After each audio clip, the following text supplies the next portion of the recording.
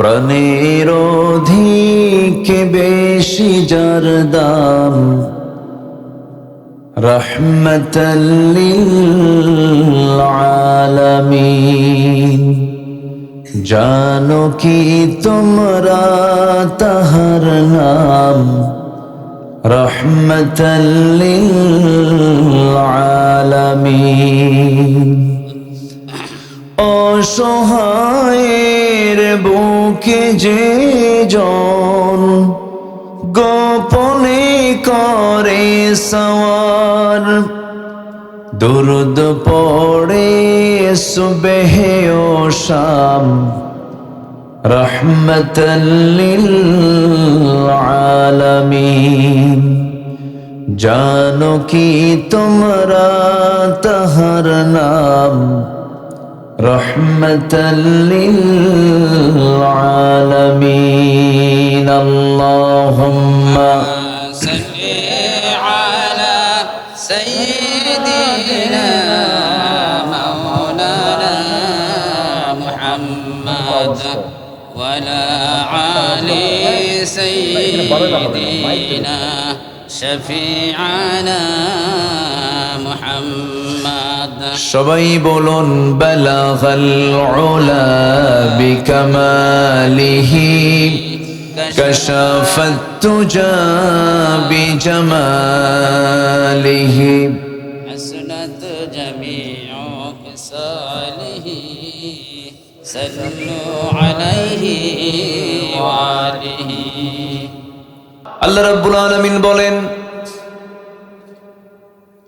يريدون ليطفئوا نور الله بأفواههم والله متم نوره ولو كره الكافرون। জোরে বলুন আল্লাহু আকবার। ওরা চেয়েছিল মুখের ফুৎকারে দিনকে নিভিয়ে দিতে, কিন্তু কখনো পারবে না। আল্লাহ তাকে পরিপূর্ণ রূপ দিয়ে দিবেন। রাসূলকে কেন পাঠানো হলো? হুয়াল্লাযী আরসালা রাসূলাহু বিল হুদা ওয়া দীনিল হক লিইয়ুযহিরাহু আলাদ-দীনি কুল্লিহি ওয়া কাফা বিল্লাহি শাহীদা। জোরে বলুন আল্লাহু আকবার। তিনি সেই মহান প্রভু যিনি তার রাসূলকে দ্বীনে হক দিয়ে দুনিয়াতে পাঠিয়েছেন, যেন তিনি কি করতে পারেন। দুনিয়ার জিন্দেগিতে যত তৈরি করা মতবাদ আছে, সমস্ত দিন আছে, প্রত্যেকটা দিনগুলোকে সব পরাজিত করে সেই জায়গায় যেন আল্লাহর দিনকে তিনি বিজয়ী করতে পারেন। জোরে বলে সুবহানাল্লাহ। দিনকে যেন বিজয়ী করতে পারেন, এই জন্য আমি তাকে দুনিয়াতে পাঠিয়েছি। সম্মানিত ভাইয়েরা,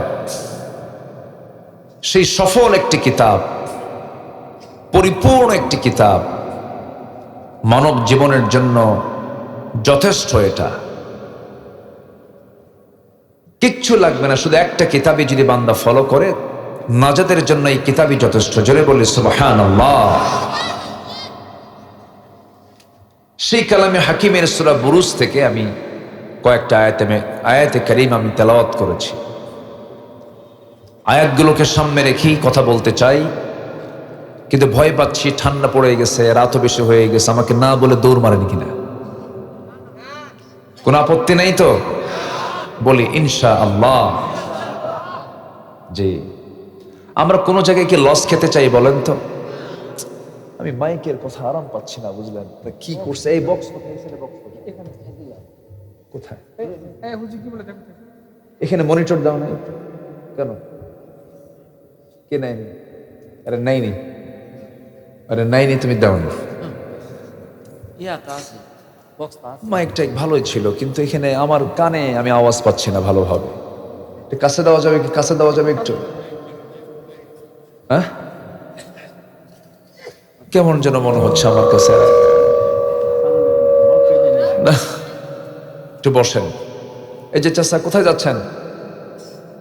হ্যাঁ, আবার আসবেন তো? ওটা তো ঠিক আছে। আচ্ছা, চাচা খুব সহজ সরল মানুষ, একদিন বলে ফেলছে, সমস্যা নেই। আবার এটার সিরিয়াল লাগেন না, আবার সবাই বসেন, দেখা যাক ইনশাআল্লাহ। সম্মানিত ভাইয়েরা, তাহলে আমরা কোথাও গেলে আমরা কি লস খেতে চাই না লাভ করতে চাই? লসে যাই না লাভে যাই বলেন তো? কিন্তু ব্যবসায় লসও আছে, লাভও আছে। শুধু লাভই হবে তা কিন্তু হবে না, লস হতে পারে। লাভ লস দুই ভাইয়ের মতো ব্যবসায়। কিন্তু আল্লাহ বলছেন কিছু কিছু কাজ আছে যে কাজের কোনো লসই নাই।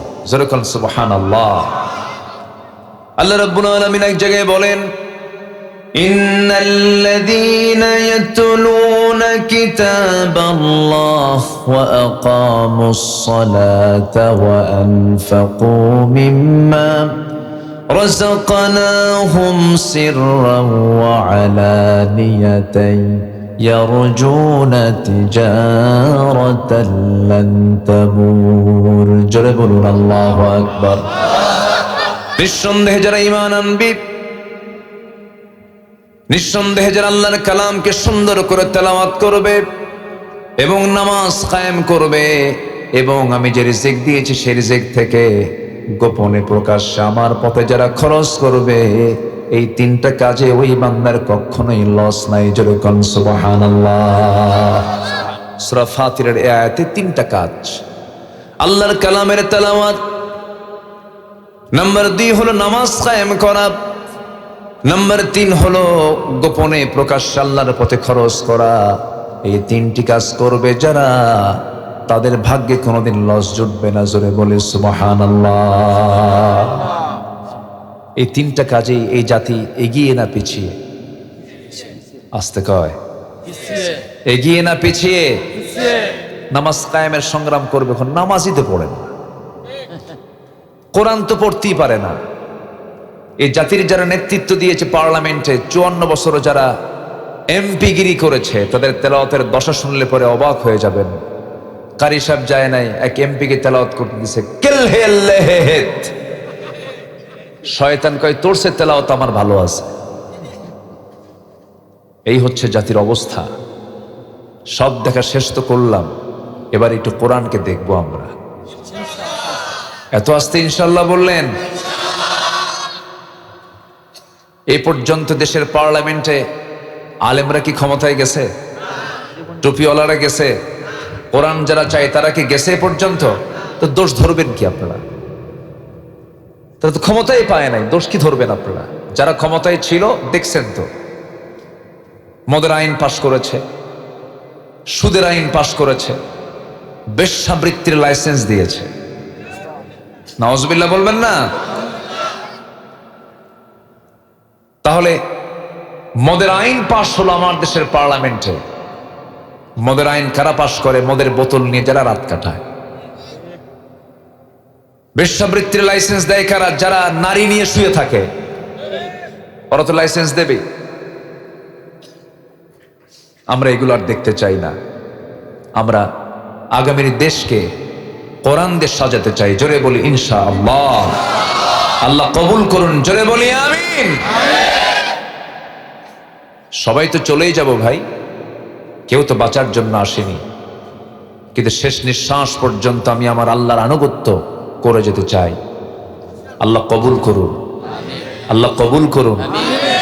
ঠুকঠাক মেরে কয়েকটা সেজদা দিবেন, আর হজ করবেন, যাকাত দিবেন, কয়েকটা পয়সা দান করবেন, মসজিদ বানায় দিবেন, আর জান্নাত পাবেন। এত সস্তা না।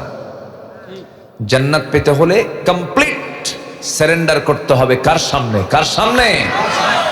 আল্লাহর সামনে। চেয়ারগুলো ফাঁকা হয়ে গেল, সামনের কাতার পূরণ করুন, কাতার সোজা করুন, সামনে আসেন। ওই যে মসজিদে বলে না, সামনের কাতার পূরণ করুন, কাতার সোজা করুন, সামনে বসেন। সামনের সিটগুলো ফাঁকা পড়ে আছে। সম্মানিত ভাইয়েরা, তাহলে আমরা সফলতা চাই না বিফলতা চাই? বলেন তো। আমরা বলেন, আমরা কি ফেল করতে চাই না পাস করতে চাই?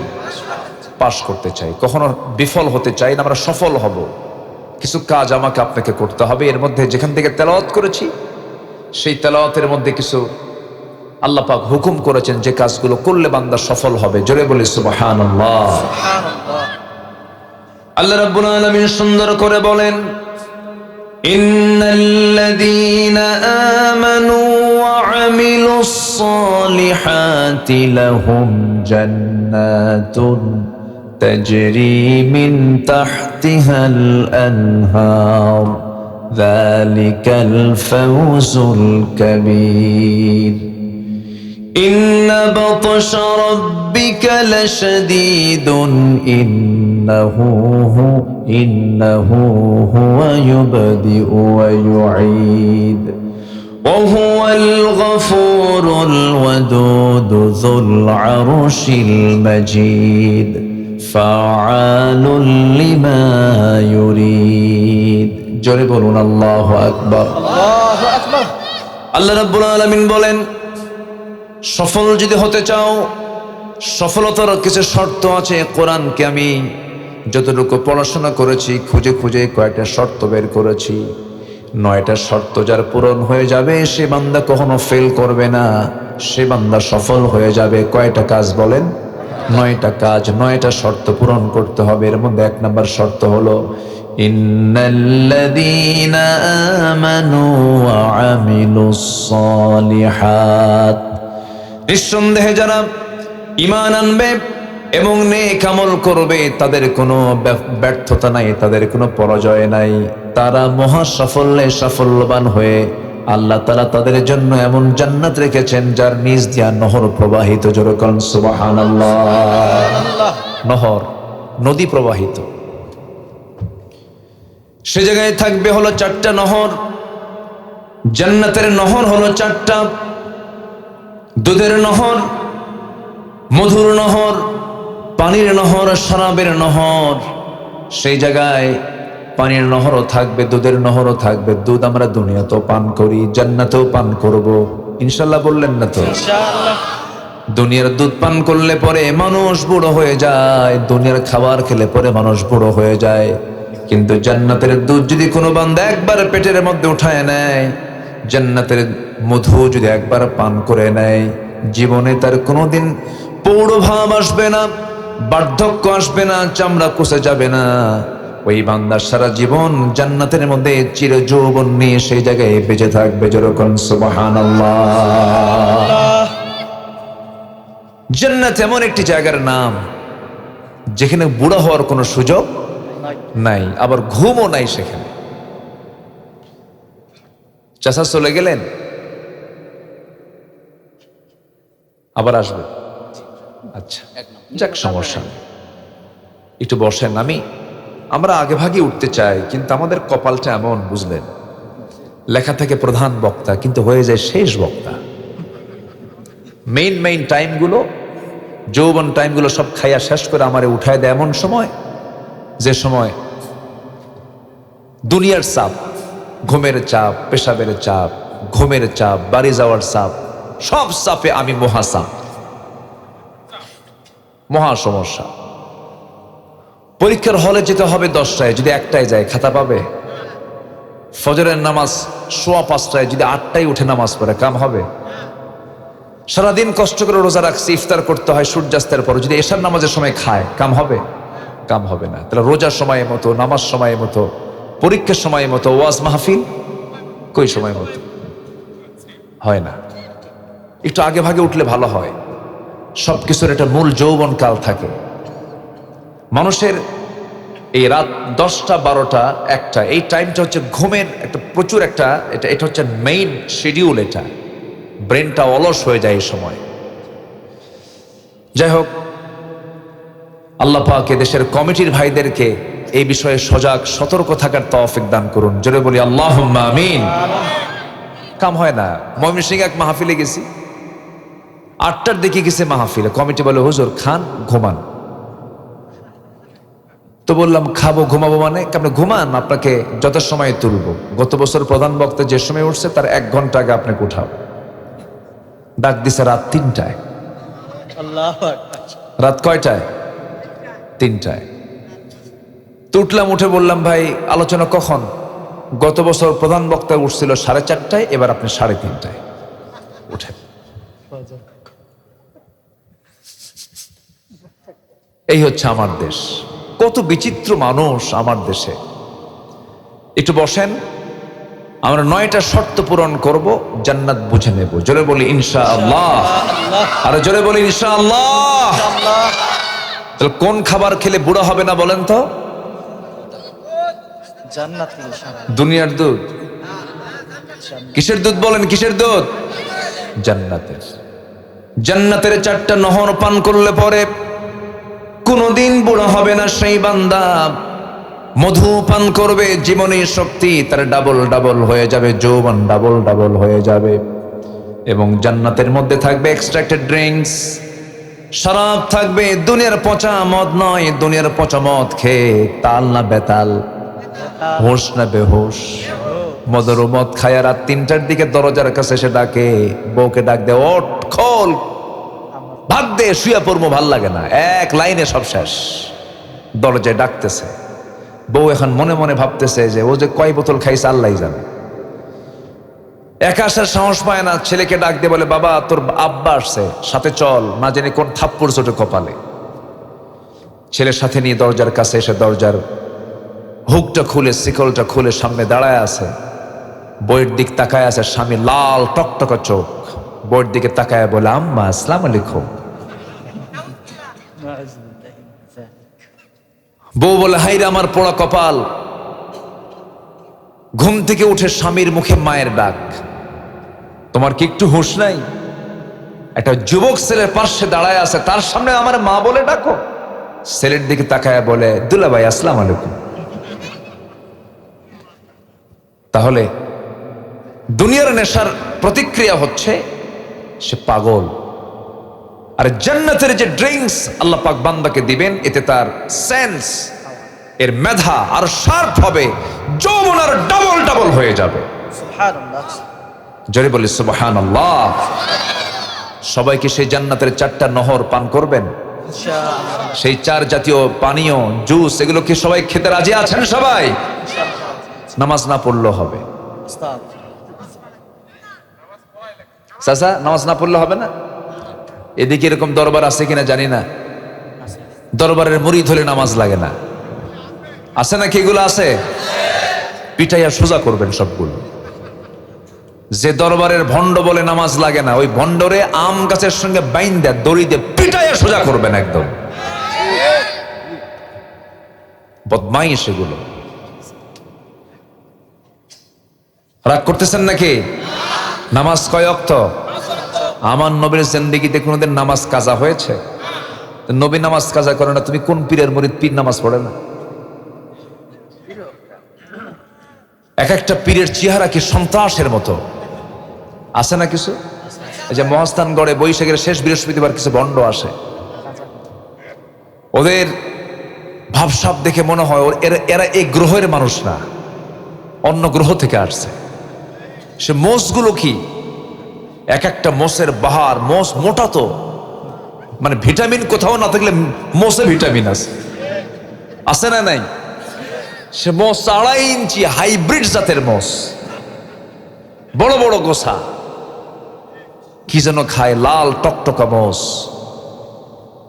লাল শালু পড়ে আছে, সালার চট পড়ে আছে, হাসেও না কান্দেও না।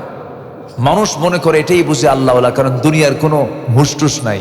যাদের দুনিয়ার হুশ নাই ওরা তো পাগল, ও আল্লাহর ওলি হতেই পারে না, ঠিক কিনা? পাগল, অসামাজিক, ব্যক্তিত্বহীন, কোন নেশাখোর কখনো আল্লাহওয়ালা হতে পারে না। এটা মাথায় রাখবেন সব সময়ের জন্য। অনেকদিন আগে আমি গাবতলী দিয়ে যাচ্ছিলাম, ঢাকার গাবতলী দিয়ে মানিকগঞ্জ মাহফিল। আগামীকালকে আমার ওই দিকে মাহফিল আছে, দিনের বেলা আছে হলো গাজীপুরে। তো আমি মানিকগঞ্জ যাচ্ছিলাম, যাওয়ার পথে এরকম সালার চট পরে রাস্তার ফুটপাত দিয়ে হেঁটে হেঁটে যাচ্ছে এক ভণ্ড, পিছে পিছে কিছু লোক যাচ্ছে পাগল। পিছন থেকে ডাকতেছে, বাবা, ও বাবা, তোর বাড়িতে বাপ নাই? বাবা গো। বাবা কোনো কথা বলে না, বাবা কোনো জবাবও দেয় না। বাবা হাঁটতেছে, আবার হাঁটার মধ্যে সে পেশাবও করতেছে। তো বাবার পেশাব পড়া দেখে এখন পিছন থেকে পাগলগুলো বলে এই তো বাবার রহমতের পানি ঝরা শুরু হয়েছে। এই হলো শয়তান। ইসলাম কি এমন মনে হয় আপনাদের? বলেন তো ইসলাম কি এমন? আবার কিছু কিছু দরবার আছে জিকির করতে করতে আম গাছে ওঠে, জাম গাছে ওঠে, ভুল করে বড়ই গাছে ওঠে না। বড়ই গাছে কি আছে? কাটা আছে। জিকির করতে করতে হঠাৎ করে এই বাঁশের আগায় বসে আছে। বলেন তো এই বাঁশের আগায় ওঠা কি এত সস্তা? বহুত প্র্যাকটিস করা লাগছে। যে এই বাঁশের আগায় উঠতে পারে ও নিশ্চিত ছোট্টবেলায় নারিকেল চড়ছিল। বদমাইশ। আমরা ঈমান এনেছি, নেক আমল করব। জোরে বলি ইনশাআল্লাহ, জোরে বলি ইনশাআল্লাহ। ইনশাআল্লাহ। ঈমানদার ব্যক্তিত্বহীন হবে না, ব্যক্তিত্ববান হবে, ব্যক্তিত্ব সম্পন্ন হবে। তার কথা, তার হাঁটা, তার পোশাক, তার চাল, তার চলন, তার পরিচ্ছন্নতা, তার উদারতা, তার আচরণ হবে সবার থেকে ভিন্ন। সে হচ্ছে ঈমানদার। চোর বলে ভণ্ড হয়, কি পীর হয়, এগুলোর ধারে পাশে আমরা যাব না। জোরে বলি ইনশাআল্লাহ। ইনশাআল্লাহ। নামাজ আছে, ঈমান আছে। নামাজ নাই, তার মজবুত ঈমান নাই। ঈমান নাই বললে আবার আরেক গন্ডগোল লাগবে। দেখেন না আমার দেশে ফতুয়া, সবাই তো মুফতি ফতুয়া দেয়, নামাজ না পড়ি ঈমান তো আছে আমার। আসলে এরকম বলে না? বলে কিনা? বলে কিনা? বলে। বলেন তো আমার দেশে নামাজই বেশি না ঈমানদার বেশি? দেখছেন সব ঈমানদার হয়ে গেছে। নামাজই বেশি না ঈমানদার বেশি? ঈমানদার বেশি, ঈমানদারই বেশি। আপনি নামাজি হয়েছেন তো কি হয়েছে? আমার ঈমান আছে তো। তুই নামাজি, আমি ঈমানদার।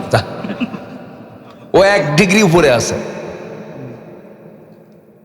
আমার বন্ধুগণ, মুসলিম হতে হবে, ঈমানদার হতে হবে, আমলওয়ালা ঈমানদার হতে হবে। আমলহীন ঈমানের কোনো মূল্য নাই, আবার ঈমানহীন আমলের কোনো মূল্য নাই। সমস্ত সম্পত্তি আপনি দান করে গেছেন কিন্তু ঈমান নাই, ওই দানের কোনো 4 পয়সা মূল্য নাই। আবার ঈমান আছে, কোনো আমল নাই, তারও কোনো দাম। দুইটাই সমান তালে থাকতে হবে।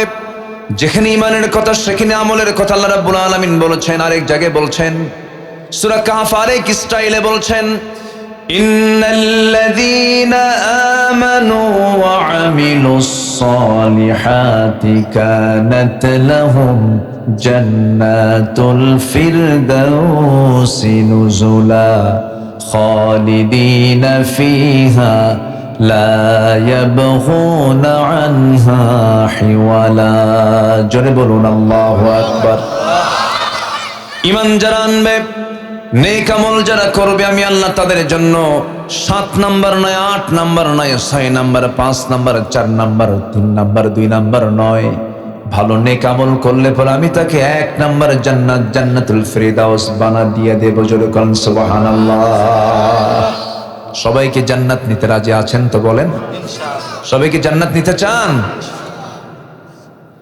জান্নাত নিতে হলে জান্নাতের লাইনে থাকতে হবে, জাহান্নামের লাইনটা ছেড়ে দিতে হবে। জান্নাতকে পাওয়ার জন্য কোশিশ থাকতে হবে। জান্নাতের লাইনে আমাকে চলতে ফিরতে হবে। জাহান্নামের লাইন হলো সুদের কারবার, মদের কারবার, জিনার কারবার। হারাম পথ হলো জাহান্নামের লাইন, আর জান্নাতের লাইন হলো হালাল যত পন্থা, যে সমস্ত পন্থাগুলোকে মেনে নেওয়া। যেমন 5 ওয়াক্ত নামাজ আল্লাহ পাক ফরজ করে দিয়েছেন, কখনো ছেড়ে দেওয়া যাবে না। ছাড়া যাবে? ছাড়া যাবে? যাবে না। আমার বন্ধুগণ, শয়তানের টার্গেট হলো বান্দাকে কেমনে জাহান্নামে নিয়ে যাওয়া যায়।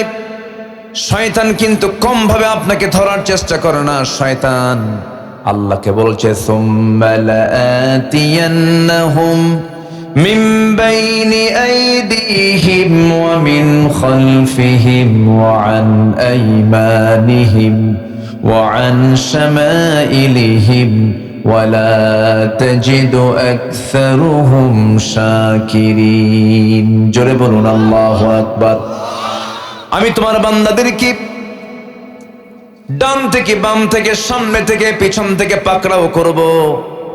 তোমার বান্দাগুলোকে জাহান্নামের দিকে নিয়ে চলে যাবে। আল্লাহ বলবেন, আল্লাহ বলেন, ও শয়তান তুই পারবি না। আমার যারা পছন্দের বান্দা তারা কি করবে? আমার কাছে আশ্রয় চেয়ে বলবে, সবাই বলেন আউযু বিল্লাহি মিনাশ শাইতানির রাজিম। শয়তান আমার কাছে বান্দা যখন আশ্রয় চাবে, আমি বান্দাকে নিজে আশ্রয় দিয়ে দেব। যেরকম সুবহানাল্লাহ। শয়তান তো মনে হয় খেতলাল চেনেই না। খেতলাল চেনে? বসেন, আমি সুদের কথা বলছি, অনেকে রাগ করছেন কিনা জানি না।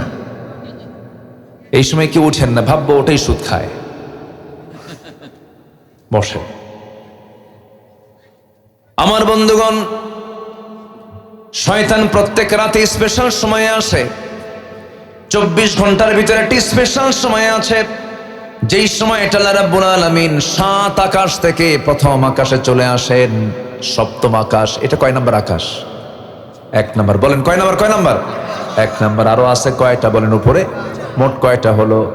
7 আকাশ। 7 আকাশের উপর আর শাজিম থেকে আল্লাহ তাআলা বান্দার সঙ্গে সাক্ষাৎ করার জন্য এই দুনিয়ার আকাশে আসেন। স্পেশাল টাইমটা কোনটা বলেন?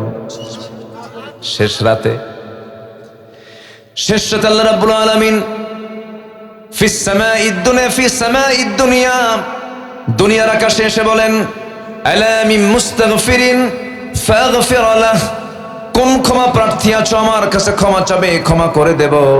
ঠিক সেই সময়ে শয়তান প্রত্যেক বান্দার শিওরে আসে বসে। ওই সময় শয়তান শিওরে বসে মাথার চুলের মধ্যে সে তার নখ ঢুকায় বলে, আলাইকা লাইলুন তাবিল, আলাইকা লাইলুন তাবিল। তোমার রাত বড় লম্বা, ঘুমাও ঘুমাও ঘুমাও ঘুমাও। আমার রাসূল বলেন, সেই সময় ও আমার সাহাবীরা, ও আমার উম্মতেরা, ও আমার সাহাবীরা, তোমরা সবাইকে জানিয়ে দিবে সেই সময় শয়তানের সেই ভ্রান্ত ওয়াজ, ভ্রান্ত তাকে পথে নিয়ে যাওয়ার চেষ্টা করা, ওই শয়তানের ওয়াসওয়াসা থেকে বাঁচার জন্য তোমাদেরকে কিছু চেষ্টা করতে হবে। শয়তান সেই সময় 3টা গিট মেরে চলে যায়। 3টা গিট মারে। 3টা কি মারে? গিট মারে। এলাকায় গিট মারাকে কি বলে? গিরা মারে। ওই যে দড়ি দিয়ে কি মারে? গিরা মারে। আমাদের ভাষা তো সুন্দর, মাশাআল্লাহ, অনেক ভালো। বলি আলহামদুলিল্লাহ। কত যে ভাষা, ভাষার তো শেষ নাই। এলাকায় আলু খুব বেশি হয় না? আলুর খুব দাম না এখন? আলু শেষ। বেশি করে আলু খান, ভাতের উপর চাপ কমান। এটা অনেক আগে মাইনুদ্দিন রায় কথা বলেছিল। মাইনুদ্দিন সেনাবাহিনী প্রধান, বেশি করে আলু খান ভাতের উপর। আবার যেন সেই লেভেলে যেন চলে আসছে। আলুর দাম নাই বললেই চলে না, এখন খুব কম দাম। আল্লাহ কৃষকদের উপরে তুমি বরকত দাও, জোরে বলি আল্লাহুম্মা আমিন। দাম মাঝে মাঝে থাকা উচিত। কৃষক যদি মরে যায়, সব তো মরেই যাবে, তাই না? আমরা দোয়া করি আল্লাহ পাক যেন একটা স্থিতিশীলতা, ভারসাম্য যেন আসে, এমন একটা সুন্দর অর্থনীতি আল্লাহ পাক এই দেশে আমাদের মধ্য দিয়ে, আমাদের মধ্যে যারা ভালো এমন ব্যক্তিদের মধ্য দিয়ে দেশটা যেন একটা ভারসাম্যপূর্ণ অবস্থানে যায়, এমন তৌফিক আল্লাহ পাক দান করুন। জোরে বলি আল্লাহুম্মা আমিন। ভাষা কত প্রকার, এটা এই দেশেও বোঝা যায়। জয়পুরহাট বগুড়ার ভাষা কিছু বোঝা যায়, কিন্তু নোয়াখালীর ভাষা আরো বেশি বোঝা যায়। চিটাগাং আরো কঠিন, কঠিন ভাষা।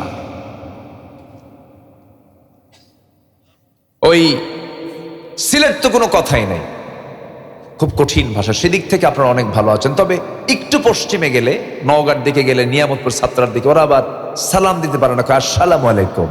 আগে সালাই আর পরে দুলাভাই পারে না। চাপাই, নিয়ামতপুর, এই সমস্ত এলাকায় এরকম একটা ভাষা আছে। এদিক থেকে আপনারা অনেক ভালো, বলি আলহামদুলিল্লাহ। তো শয়তান 3টা গিরা মারে না গিট মারে? এলাকায় কি কয়? গিরা। আসলে গিট শব্দটা কি হবে? গিট। 3টা গিট মেরে দেয়। আপনারা তো ভাষাবিদ, আপনার সামনে কথা বলা খুব মুশকিল। দুপচাচের দিকে একদিন, আমি বহুদিন আগের কথা, মাঝে মাঝে আমাদেরকে ফোন দিয়েও মাঝে মাঝে তুমি আর আপনি এক জায়গায় হয়ে যায়। তুমি আপনি কি হয়? এক জায়গায়। দোয়া করবেন তুমি, দোয়া করবেন তুমি, মানে তুমি আপনি সব মিক্স হয়ে যায়, ভালো লাগে, মজা, খুব সুন্দর লাগে। কে গুরু আপনি খাবেন তো খাবেন, না খাবেন তো গুদগুদাবিন না, ঠিক আছে না? এরকম গুরুকে আপনিও বলেন, তাই না?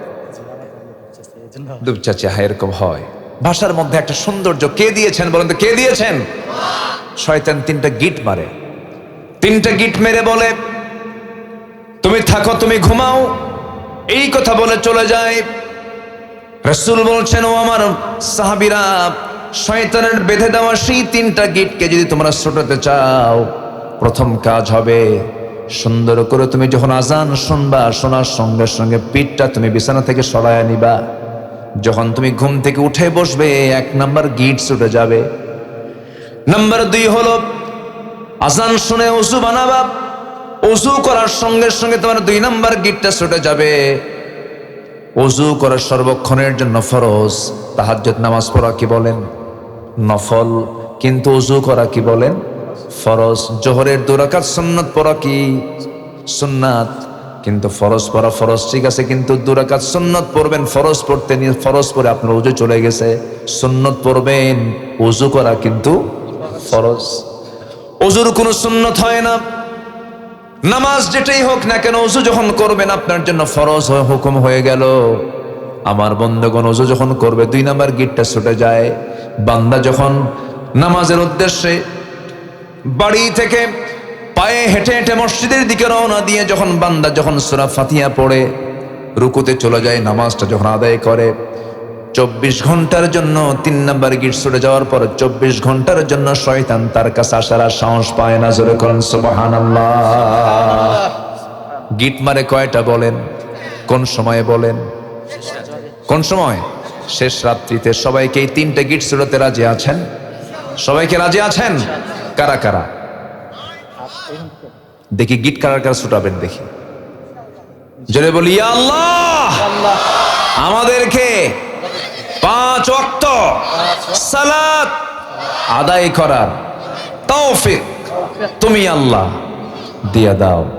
জোরে বলি আমিন, আরো জোরে আমিন। নামাজ কয় ওয়াক্ত? সবচেয়ে বেশি মুসল্লি খুঁজে পাওয়া যায় কোন ওয়াক্তে বলে? জুমার নামাজ। কোন নামাজ বলেন, কোন নামাজ? আর সবচেয়ে কম মুসল্লি কোন ওয়াক্তে বলে? ফজরে।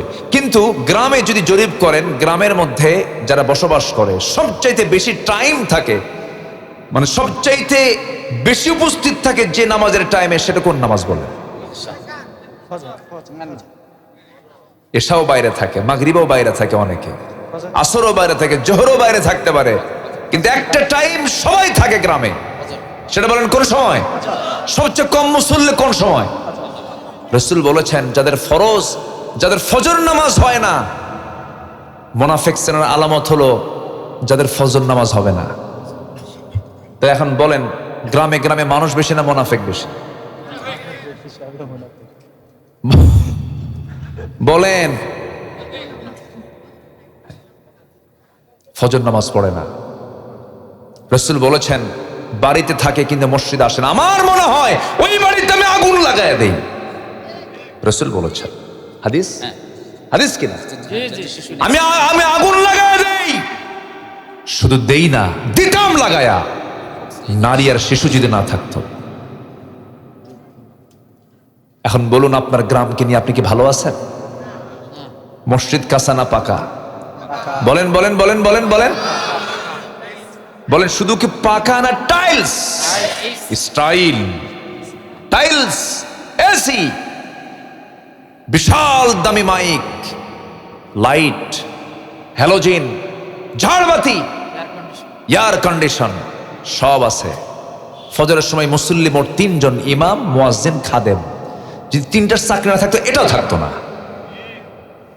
বাস্তব কথা বলছেন, আমি কি ভুল বলছি? আপনার এই শিবপুর গ্রামকে যদি আদর্শ গ্রাম বলতে চান, শ্যামপুর গ্রামকে যদি আপনি আদর্শ গ্রাম বলতে চান, তাহলে আগে দেখতে হবে ফজরের চিত্র। ফজর যদি জুমার চাইতে বেশি মুসল্লি হয়, ওই গ্রাম হবে সবচেয়ে আদর্শ, শ্রেষ্ঠ একটি আদর্শ গ্রাম। মাহফিলের আয়োজনে প্রচারে যুব সমাজ তোমাদের আমি পায়ে ধরি, আজকের মাহফিল থেকে সিদ্ধান্ত নাও তোমার মসজিদ তুমি ফজর দিয়ে ভরায়া ফেলবা। ইনশাআল্লাহ। ইনশাল্লাহ খুব আস্তে কিন্তু, আরে জোরে কর না ভাই, আরো জোরে বলেন, আরো জোরে বলেন। যে গ্রামের মসজিদ ফজরে মুসল্লিতে ভর্তি থাকবে, আল্লাহর কসম করে বলি ওই গ্রামে কোনো পর্দাহীনা নারী থাকতে পারবে না, ওরাই ঠিক করে ফেলবে। মনে হয় রাগ করতেছেন, একটু কাজের কথা বলি ভাই, একটু কাজ দিয়ে দেই। সবাইকে রাজি আছেন ইনশাআল্লাহ? ইনশাআল্লাহ। যুবকরা তোমাদের দায়িত্ব, এই মাহফিল তোমরা আয়োজন করেছ, সহযোগিতা করেছ, তোমাদের আরেকটা দায়িত্ব আমি তোমাদের কাঁধে দিয়ে গেলাম। গ্রামের প্রত্যেকটা পুরুষের যাদের নামাজ পড়ছ তাদের তালিকা করো, তালিকা করে মাতব্বরের হাতে দিয়ে দাও। তোমরা দায়িত্ব নাও, আমার গ্রামকে আমরা বেনামাজি মুক্ত করব। জোরে বলি ইনশাআল্লাহ, আর জোরে বলি ইনশাআল্লাহ। নামাজ যদি কায়েম হয়ে যায় গ্রামে, মাদক থাকবে না, নেশা থাকবে না, জিনা থাকবে না, পর্দাহীনতার কোনো গন্ধ থাকবে না। মনে হয় কষ্ট দিয়ে গেলাম আমি।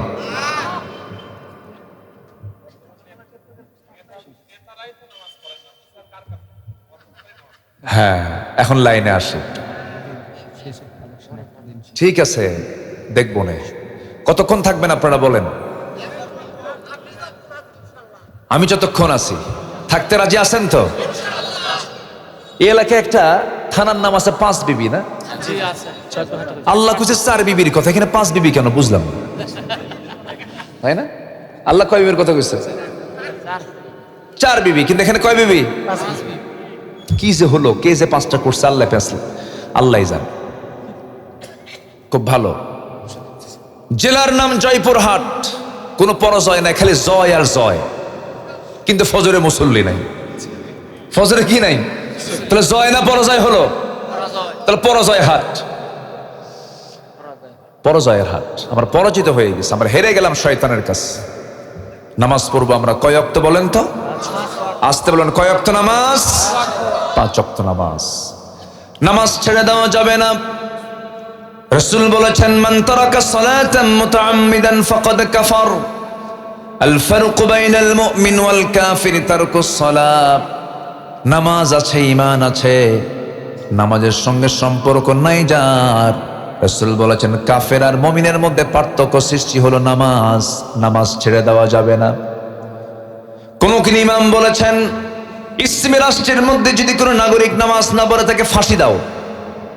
তাকে কি দাও? ফাঁসি দাও। এত বড় অপরাধ। কোরআনকে প্রশ্ন করুন, কোরআন তুমি বলে দাও কোন অপরাধ সবচেয়ে বড় অপরাধ, বলে দাও।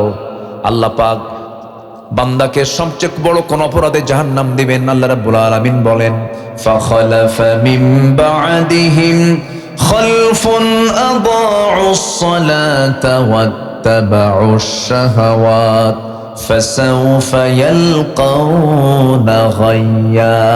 জোরে বলুন আল্লাহু আকবার। নামাজ যারা নষ্ট করবে, নফসের যারা দাসত্ব করবে, আমি তাদেরকে শুধু জাহান্নাম নয়, জাহান্নামের গর্তের মধ্যে আমি তাদেরকে ফেলে দেব।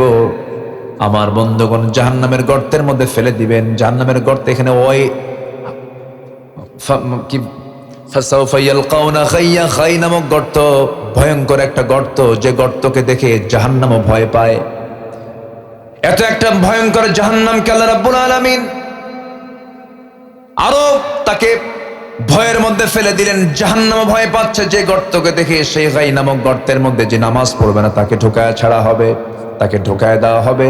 এই জন্য আমার বন্ধুগণ, আমার দেশের সবচেয়ে বড় অপরাধ এখন যদি লক্ষ্য করা হয়, এই জাতির মধ্যে সবচেয়ে বড় অপরাধ হলো জাতি নামাজ পড়ে না।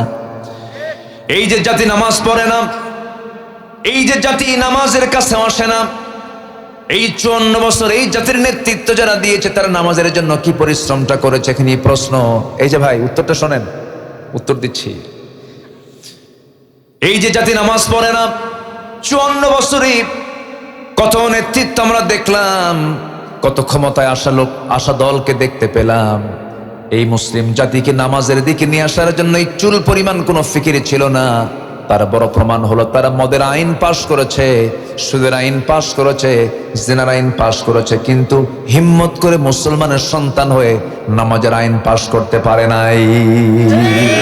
ঠিক কিনা? সব দেখছি আমরা, কারো 8 বছর, কারো 16 বছর, কারো 25 বছর। ঠিক কিনা? দেশ চালিয়েছে কেউ 8 বছর, কেউ 16 বছর, কেউ 25 বছর। দেখেছে আইয়ুবের শাসন, মুজিবের ভাষণ, জিয়া কেটেছেন খাল, চাচা এরশাদের তাল বেতাল, আর মাঝখান দিয়ে চলছে শুধু হরতাল আর হরতাল। সব দেখা শেষ, আগামীর দেশ কোরআন হাদিসের বাংলাদেশ। সবাই কি দেখতে রাজি আছেন? রাজি আছেন কারা কারা? হাত উঁচু করে দেখান মুসলমান। আল্লাহু আকবার। সংসদে যাও, সংসদে যাও, আমরা আছি সেখানে। আমার নেতা তোমার নেতা, এটা যেন বাদ না যায়। আমরা নেতার সংকটে আছি, আমাদের কোনো সংকট নেই, শুধু নেতৃত্বের সংকট দূর হলেই জাতি সব সোজা হয়ে যাবে। ঠিক কিনা? কোন চোরকে আমরা নেতৃত্ব দিতে চাই না। দেশ থেকে শুধু টাকা লোপাট হয়েছে, ওরা দেশকে ব্যবসার পুঁজি বানিয়েছিল। আমার দেশের সন্তানগুলোকে হাতে অস্ত্র তুলে দিয়ে সন্ত্রাস বানিয়েছে, আর নিজের সন্তানদেরকে ইউরোপ আমেরিকায় পড়াশোনা করাইছে, বিয়ে বাড়ি বানাইছে আমেরিকা। সম্মানিত ভাইয়েরা, আমরা তাদের হাতে আর দেশ দিতে চাই না, আমরা আমানতদারদের হাতে আমরা দেশ তুলে দিতে চাই, যারা দেশকে প্রকৃত ভালোবাসে। আল্লাহ কবুল করুন, জোরে বলি আমিন, আরো জোরে আমিন। সফল হওয়ার জন্য 1 নম্বর শর্ত হলো আমরা ঈমান আনবো, নেক আমল করবো, জোরে বলি ইনশাআল্লাহ। কিন্তু আমরা আমাদের দেশে কিছু মুসলমান কেমন দেখতে পাই, যাদের সকালবেলা ঈমান আছে, বিকেলবেলা ঈমান নাই। ইসবিহু মুমিনান ওয়া ইমসি কাফিরান। সামান্য এক বিড়ির কাছে ঈমান বিক্রি করে দেয়। আপনি কি জানেন, আপনি একটা চোরকে সমর্থন দিলেন, সেই চোর চুরি করবে, আর আপনি বসে বসে সেই গুনাহ আপনার আমলনামায় যাবে। এটা খেয়াল করার দরকার আছে না নাই বলেন তো? আপনার ডাকাতকে ভোট দিবেন, সমর্থন করবেন, ওই ডাকাত ডাকাতি করবে, খুন করবে, খুনের গুনার অংশ আপনার আমলনামায় যাবে। একটাবার কি ভাববেন না আপনি? মনে হয় কষ্ট দিচ্ছে আপনাকে। কথাগুলো বলার কি দরকার আছে ভাই? আচ্ছা, এই যে ওঠে কেন, যাচ্ছে কেন এই লোকগুলো, যাচ্ছে সবই কি 1 নাম্বার? বসেন, একটু বসেন না ভাই, কত সময় কত দিক চলে যায়। শেষ বিশ্বকাপ খেলা হলো কোন সালে জানো? আমি কক্সবাজার থেকে আসতেছি মাহফিল করে, ফিরতেছি ঢাকার দিকে, রাত 2টার দিকে হঠাৎ করে ফোন। ভাবলাম কোনো মৃত্যু অথবা কোনো ইমার্জেন্সি কোনো নিউজ হতে পারে। সালাম দিয়ে বলে, হুজুর আমি আপনার কাছে ফোন দিয়েছি, একটু খাস করে দোয়া করবেন। অত রাতে দোয়া হয় কোন? তো বললাম, আপনি ফোন দিয়েছেন কেন, কি ব্যাপারটা কি? হুজুর আমি নিজেও দোয়া করলাম, আপনিও দোয়া করবেন। আমি কিছুক্ষণ আগে 2 রাকাত নামাজ পড়েছি, কিছুক্ষণ পর ব্রাজিল আর্জেন্টিনার খেলা। আমার রাগ এমন উঠলো, কি কব আর। তাহলে রাত 3টা পর্যন্ত যদি জেগে থেকে খেলার অপেক্ষায় থাকতে পারে, যেখানে বসে আছেন এই জমিন একদিন আমার আপনার জন্য আল্লাহর কাছে সাক্ষী হতে পারে, নাজাতের কারণ হতে পারে। একটা লোক উঠবেন না, জোরে বলি ইনশাআল্লাহ। কত সময় কত জায়গায় চলে যায়। এই জায়গায় বসার যে সম্মান, যে মর্যাদা, এটা যদি কেউ বুঝতো, লটারি দিয়ে হলেও বসতো, এই জায়গায় উঠতো না, টিকিট কেটে বসে থাকতো। গোপীনাথের মেলা আছে নাকি দিকে আশেপাশে? যাবেন, বেশি করে যাবেন, সব পাবেন। ভাবতেছেন হুজুর কোনো খোঁজ খবর রাখে না। সম্মানিত ভাইয়েরা, ঈমান আনবো আমরা সাহাবীদের মতো, জোরে বলি ইনশাআল্লাহ। আমার দেশে কিছু লোকের নামই আছে ঈমান আলী, ও ঈমান নিয়ে বসে আছে না? এরকম আছে না? নাম হলো ঈমান আলী, নামাজ পড়ে না। নাম হলো রমজান আলী, রমজান মাসে দুপুর বেলা ভাত খায়। নাম হলো হিম্মত আলী, সাইকেলের চাকা বাস্টলি সিথ হয়ে পড়ে। নাম হলো আতর আলী, গোটায় গায়ে গাজার গন্ধ। নাম হলো বাদশা মিয়া, ভিক্ষা করে। নাম হলো খোকা মিয়া, বয়স 80 বছর, ও এখনো খোকায় আছে, বুড়ো হয় নাই। নাম দিয়া বংশ দিয়া জান্নাত মিলবে না। ইমান একটা গুরুত্বপূর্ণ বিষয়। নাম দিয়ে বংশ দিয়ে যদি জান্নাত মিলতো, আবুল হাবের বংশ, আবু জেহেলের বংশ আমার নবীর বংশ 2 না 1? এক বংশ। বাবার পরিচয় দিয়ে যদি সন্তান জান্নাত পেয়ে যেত, নূহ আলাইহিস সালাতু ওয়াস সালাম নবী ছিলেন, তার ছেলে কেনান, জান্নাত না জাহান্নাম? জাহান্নাম। নবীর বউ লূত আলাইহিস সালাতু ওয়াস সালামের বউ ছিল একজন কাফেরা, জান্নাত না জাহান্নাম? জাহান্নাম। স্বামীর পরিচয় দিয়া, ছেলের পরিচয় দিয়া, বাবার পরিচয় দিয়ে যদি জান্নাত মিলে যেত, ইব্রাহিম আলাইহিস সালাতু ওয়াস সালাম একজন নবী ছিলেন, তার বাবা ছিল একজন মুশরিক আযার, জান্নাত না জাহান্নাম? জাহান্নাম। অতএব কোন বংশের পরিচয় দিয়ে জান্নাত মিলবে না, বাবার পরিচয় দিয়ে জান্নাত মিলবে না। জান্নাত পেতে হলে বংশ লাগবে না ঈমান লাগবে? সফলতার 1 নম্বর শর্ত হলো ঈমান। 9টা শর্ত আছে, কেবল চলতেছে কয় নাম্বার বলেন? নুরু, ওয়াজ কি শেষ না শুরু? বহু লম্বা লম্বা কথা। একজন সাহাবীর কথা মনে হলো, মাসখানেক আগে, মাস 1.5 আগে গিয়েছিলাম মক্কা মদিনায়, ঘুরে আসলাম। আহারে, নবীর মদিনায় যখন হাঁটতাম মনে হতো আমার প্রিয়জন এখানে শুয়ে আছেন, আমার প্রাণের চেয়ে প্রিয় শুয়ে আছেন। ইমাম মালিক রাহিমাহুল্লাহ মদিনার মাটিতে যখনই আসতেন, কখনো তিনি জুতা পায়ে হাঁটতেন না। যখন বলা হতো, মালিক তুমি জুতা পায়ে হাঁটো না কেন? তপ্ত রোদের, এই তপ্ত রোদ, এই তপ্ত রোদে তোমার পাটা ঝলসে যাবে, কেন তুমি খালি পায়ে হাঁটো? তিনি বলতেন, ভাইরে, যে মদিনার মাটিতে রাসূল শুয়ে আছেন, সেই মদিনার মাটিতে আমি কেমনে জুতা পায়ে হাঁটি? কারণ জীবনের চাইতে রাসূলকে বেশি ভালোবাসি। জোরে বলেন সুবহানাল্লাহ। আমার বন্ধুগণ, কাদের মতো ঈমান আনতে হবে? একজন সাহাবীর কথা মনে হয়ে গেল, ঈমান এনেছেন, কত বড় পরীক্ষা চলে আসলো। আপন চাচা বলে ফেলতেছে, ভাতিজা, বাপ মরে গেছে, তোকে দেখেছি, তুই এতিম ছিলি, তোকে বড় করেছি, শুনলাম তুই নাকি ঈমান এনেছিস। সঙ্গে সঙ্গে ভাতিজা বলছে, চাচা শুনবেন কেন, আপনি দেখেন। আশহাদু আল্লা ইলাহা ইল্লাল্লাহু ওয়াহদাহু লা শারীকা লাহু وأشهد أن محمدا عبده ورسوله। হেদায়েতের মালিক কে? চাচা বলছে, ভাতিজা, আমার বাপ দাদার ধর্মে তুমি চুনকালি মেরেছো, তোমাকে রক্ষা নাই। তুমি কি জানো এর ফলাফল কি হতে পারে? সব সম্পত্তি জোর করে তোমার হাত থেকে ছিনিয়ে নেব। মুস্কি হাসি মেরে বলছে, চাচা, সম্পদ ছিনিয়ে নেওয়ার হুমকি দেখান। আপনি কি জানেন আমার ঈমানের কাছে শুধু আমার সম্পদ কেন, গোটা দুনিয়ার সম্পদ আমার কাছে তুচ্ছ।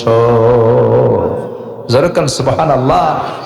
আর বিড়ির প্যাকেট একখান দিয়া কয়, ঠিক আছে দেখবো, আছে না ভাই, আছে না ভাই, শেষ।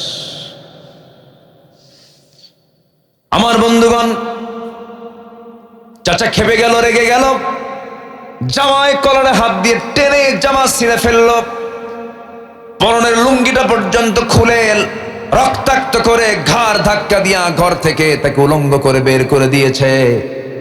বের হয়ে গেলেন ঈমান নিয়া। কি নিয়া? ঈমান নিয়ে। সব ছাড়লেন, কি ধরলেন? ঈমান ধরলেন। মার দরজায় গিয়ে বলছে, মা দরজা খুলো, আমাকে দেখো না, আমাকে উলঙ্গ করে চাচা ঘর থেকে বের করে দিয়েছে। মার কাছ থেকে একটা চাদর নিলেন, ছোট্ট একটা কাপড় নিয়ে কোনো মতো সতরটা ডাকলেন। সেই সময় শীতকাল চলে, শীতের মধ্যে খালি গায়ে হেঁটে হেঁটে তিনি ওই মদিনা পর্যন্ত, নবীর দরবার পর্যন্ত চলে গেলেন। নবীর দরবারের সামনে গিয়ে, দরজার সামনে গিয়ে দাঁড়ায় নক করছেন, ইয়া রাসূলুল্লাহ সালামুন আলাইক। নবীজি দরজা খুলেই দেখেন গায়ে কিছু নাই, থরথর করে কাঁপে, চেহারা সাদা হয়ে গেছে, ঠান্ডায় কাঁপতেছে। ভিতরে ঢুকলেন, নিজের গায়ের সুন্দর দুটো জুব্বা তিনি বের করে বলছেন, ও আল্লাহর গোলাম, গায়ে আগে কাপড়টা পরে নাও, তোমার তো ঠান্ডা লাগছে। বিস্তারিত শুনলেন। এরপরে রাসূল মুস্কি হাসি মেরে বলছেন, তোমার চাচা তোমাকে উলঙ্গ করে ঘর থেকে বের করে দিয়ে বস্ত্রহীন করেছে, আমি তোমাকে আমার গায়ের জুব্বা, আমি তোমার বরকতময় জুব্বা দিয়ে দিলাম। ঈমান আনলে লস না লাভ? পরাজয় না বিজয়? বিজয়। বিফল না সফল? সফল। এই তো সফলতা শুরু হয়ে গেল। আমার নবীজি বললেন, ও আব্দুল্লাহ, তুমি আমার কাছে কিছু চাও নাকি? এবার আব্দুল্লাহ বলছেন, ইয়া রাসূলুল্লাহ, দুনিয়ার কোনো কিছু চাই না, আমি চাই আপনার কাছে মৃত্যুর শ্রেষ্ঠ রাজপথ শাহাদাত, আল্লাহ যেন আমাকে শহীদি মওত দিয়ে দেন। আমার নবীজি দুহাত তুলে দোয়া করে বলছেন, আয় আকাশের মালিক আল্লাহ, আমার আব্দুল্লাহর জান এবং মালকে তুমি কাফের বেঈমানদের জন্য হারাম করে দাও। এই দোয়া শোনার সঙ্গে সঙ্গে তিনি হতাশ হয়ে গেলেন। হায়, আমি দোয়া চাইলাম কি, দোয়া করলেন কি? হুজুর, আমি তো শহীদ হব না, কারণ কাফের মুশরিকরা আমাকে মারতেই পারবে না, আপনি এমন দোয়া করছেন। রাসূল বলছেন, ও আমার আব্দুল্লাহ, দিন গ্রহণে তোমাকে বহু বেগ পেতে হয়েছে, দুনিয়া বিক্রি করতে হয়েছে। তুমি কি জানো আব্দুল্লাহ, যদি কোনো বান্দার হৃদয়ে শাহাদাতের তামান্না যদি হৃদয়ে লালন হয়ে থাকে, ওয়া ইম্মা তাআলা ফিরাশিহি, তার মওত যদি বিছানায় হয়, আল্লাহ রাব্বুল আলামিন তাকে শহীদের দরজা তারে দিয়ে দেন। বেশ কিছুদিন পরে আমার নবীজি সাহাবে কেরামকে নিয়ে কোন এক যুদ্ধ অভিযানে বের হয়ে গেলেন। যুদ্ধ শেষ হওয়ার পর ফেরত আসতেছেন মদিনার দিকে, হঠাৎ করে নবীর কানে সংবাদ গেল, হুজুর, আপনার প্রিয় সাহাবী আব্দুল্লাহ অসুস্থ হয়ে পড়েছে। রাসূল বলছেন, কোন আব্দুল্লাহ? আপনার প্রিয় আব্দুল্লাহ, যে দুনিয়া বিক্রি করে ঈমানটা কিনে নিয়েছে। আমার নবীজি একটু কেঁদে ফেললেন আর বলছেন, ও সাহাবীরা, সর্বোচ্চ চেষ্টা করে নার্সিং করো, ওর সেবা করো, আমার সে খুব প্রিয় সাহাবী। 3 দিন পরে নিউজ আসলো, হুজুর, আব্দুল্লাহ বেঁচে নাই, দুনিয়া থেকে বিদায় নিয়েছে। রাসূল আস্তে করে বলছেন, সাহাবীরা শোনো, আমার আব্দুল্লাহর জানাজার আয়োজন করো, গোসল করায় দাও। আজকে জানাজার দায়িত্ব আমি কারো কাঁধে দিব না, আমি রাসূল নিজে তার দায়িত্ব গ্রহণ করে নিলাম। জানাজা পড়াচ্ছেন মুহাম্মদ সাল্লাল্লাহু আলাইহি ওয়াসাল্লাম। ঈমানের সফলতা আছে না নাই বলেন? আচ্ছা, জানাজা সম্পূর্ণ হয়ে গেল। আমার নবীজি বলেন, ও সাহাবীরা, দেখো তো আমার আব্দুল্লাহর কবরটা তোমরা কোথায় খনন করছো? হুজুর, ওই 2 পাহাড়ের ঠিক মাঝখান বরাবর কবর খনন হয়েছে নাকি? হ্যাঁ হয়েছে, আমাকে নিয়ে চলো, আমি যাব কবর দেখতে। নবীজি কবরের সামনে গিয়ে দাঁড়ালেন, আবেগ আপ্লুত হয়ে কাঁদতে কাঁদতে বলছেন, সাহাবীরা, আমার আব্দুল্লাহর লাশ এই কবরে আমি কাউকে নামাতে দেব না, আমি নিজে আমার আব্দুল্লাহর লাশ আমি কবরে নামায় নেব। আমার নবীজি নিজে আগে কবরে নামলেন। কবরে নামার পরে আমার রাসূল বলছেন, ও আমার আবু বকর, আমার ডানে নামো, ও আমার ওমর, আমার বামে নামো। দুজনকে 2 পাশে নামায়া দিলেন। আমার নবীজি 2 হাত সামনের দিকে আগায় দিলেন। সুন্দর করে আব্দুল্লাহর লাশ যখন তিনি ধরলেন, বলছেন, আবু বকর মাথা ধরো, ওমর পাটা ধরো। 3 জন মিলে কবরে শোয়া দিলেন। বুকের উপরে হাত রেখে আমার নবীজি আকাশের দিকে তাকায় বলছে, আকাশের মালিক আল্লাহ, এই মুহূর্ত পর্যন্ত আমি আব্দুল্লাহর উপরে সন্তুষ্ট আছি, আমি আব্দুল্লাহকে খুব ভালোবাসি। ও আল্লাহ, আমার আব্দুল্লাহকে তুমি ভালোবাসো, আমার আব্দুল্লাহকে তুমি মাফ করে দাও, আমার আব্দুল্লাহর প্রতি তোমার রহমতের বৃষ্টি নাযিল করো। এমন করে দোয়া করছিলেন। আর পাশে দাঁড়িয়ে থাকা এক অসহায়ের মতো ব্যক্তি, দাঁড়িয়ে থাকা এক অসহায়ের মতো মনে হচ্ছে। সাদ বিন আবি ওয়াক্কাস বলছেন, আকাশের মালিক আল্লাহ, আমি আজকে জীবিত সাদ বিন আবি ওয়াক্কাস না হয়ে যদি ওই কবরের বাসিন্দা হতাম, জীবনটা বড় ধন্য হতো। কারণ যে কবরবাসীকে দাফন করার জন্য পৃথিবীর সেরা 3 জন মানুষ যার কবরে নেমে যায়, জোরে বলেন সুবহানাল্লাহ। ঈমানের সফলতা, ঈমানকে লালন করব আমরা। সবার আগে ঈমানকে আমরা প্রাধান্য দেব। ঈমানদার মিথ্যুক হবে না, ঈমানদার গীবতকারী হবে না, ঈমানদার হিংসুক হবে না, ঈমানদার চগলখোর হবে না, ঈমানদার জমি ঠেলবে না, ঈমানদার বান্দার প্রতি জুলুম করবে না, ঈমানদার কখনো মিথ্যা সাক্ষ্য দেবে না, ঈমানদার কখনো আল্লাহর আইনকে লঙ্ঘন করবে না। ঈমানদার হবে সকল বান্দার চাইতে স্বতন্ত্র, জোরে বলেন সুবহানাল্লাহ। হিংসা আছে? হিংসা না, এলাকায় হিংসা নাই। জমি কেনে একজন, ঘুম হয় না আরেকজনের, আছে কি না? কিনলো কেমনে জমিটা? শ্যামপুর গ্রামের একটা ছেলে বড় অফিসার হলো, অমুকের ছেলে বড় অফিসার হয়ে গেছে, আরেকজনের ঘুম নাই। আরে হলো কেমনে রে? কেমনে হলো? এই যে চলে, এটার নাম হলো হিংসা। এটার নাম কি বলেন তো? হিংসা। বলা উচিত, আল্লাহ তুমি তাকে দিয়েছ, আমারও দাও। আল্লাহ তুমিও তাকে বড়, তুমি তাকেও বড় করো, আমাকেও বড় করো। এই উদারতা থাকতে হবে ইমানদারদের মধ্যে। জোরে বলি ইনশাআল্লাহ। ইনশাআল্লাহ। আগের যুগে মানুষ বিয়ে করতে যেত ঘোড়ায় চড়ে, আবার গরুর গাড়িও ছিল, তাই না? পালকি ছিল। তো ঘোড়ার চড়ে অনেক সময় বিয়ে করতো আগের যুগের মানুষ। তো বিয়ে করবে এক ছেলে, গ্রামের এক মুরব্বীর শুধু একটা ঘোড়া আছে, আর কারো ঘোড়া নাই। তাকে কি বললো, চাচা আমার অমুক দিন বিয়ে, আমাকে ঘোড়া দিবেন? ওই চাচার খুব রাগ ছিল এই যুবকের উপরে, ঢালছে রাগ, সবাই দেব, তোরে ঘোড়া দেব না, যা। হয়তো কোনো বেয়াদবি করছে, রূপ করতে বলছি। মনটা খারাপ করে বাড়িতে চলে গেছে। কদর আসছে, কদর, সবে কদরের রাত্রিতে নামাজ কালাম পুইরা শেষে দোয়া করতেছে, আল্লাহ আমার আজকের দোয়ায় আমার কোনো চাওয়া নাই, আমার পরিবারের পক্ষ থেকেও কোনো চাওয়া নাই, আল্লাহ আজকে রাত্রে আমার একটাই দোয়া, বুড়ার যেন ঘোড়া মরে। বুড়ার যেন কি মরে? ঘোড়া। এই দোয়া করে মসজিদ থেকে বের হয়ে আসছে, এসে দেখে বাড়িতে ওর মা কান্দে। মা তুমি কান্দো কেন? কে বাবা, তোর গরু মরছে। কি মরছে? গরু। দোয়া কবুল হয়েছে কি হয় নাই? হয়েছে। মালাকুল মউত ঠিকই আসছে, কিন্তু ঘোড়ার কাছে না গরুর কাছে? গরুর কাছে। হিংসা করবেন, নিজেই শেষ হয়ে যাবেন, নিজেই শেষ, অন্যের কোনো ক্ষতি হবে না। হিংসুক ইমানদার হবে না, মিথ্যুক ইমানদার হবে না, গীবতকারী ইমানদার হবে না, চগলখোর ইমানদার হবে না। ইমানদার হবে সলিড ব্যক্তিত্ব সম্পন্ন মানুষ। আল্লাহু আকবার বলেন। সে হবে স্বতন্ত্র, সে আলু হবে না, সে হবে মিষ্টি আলু।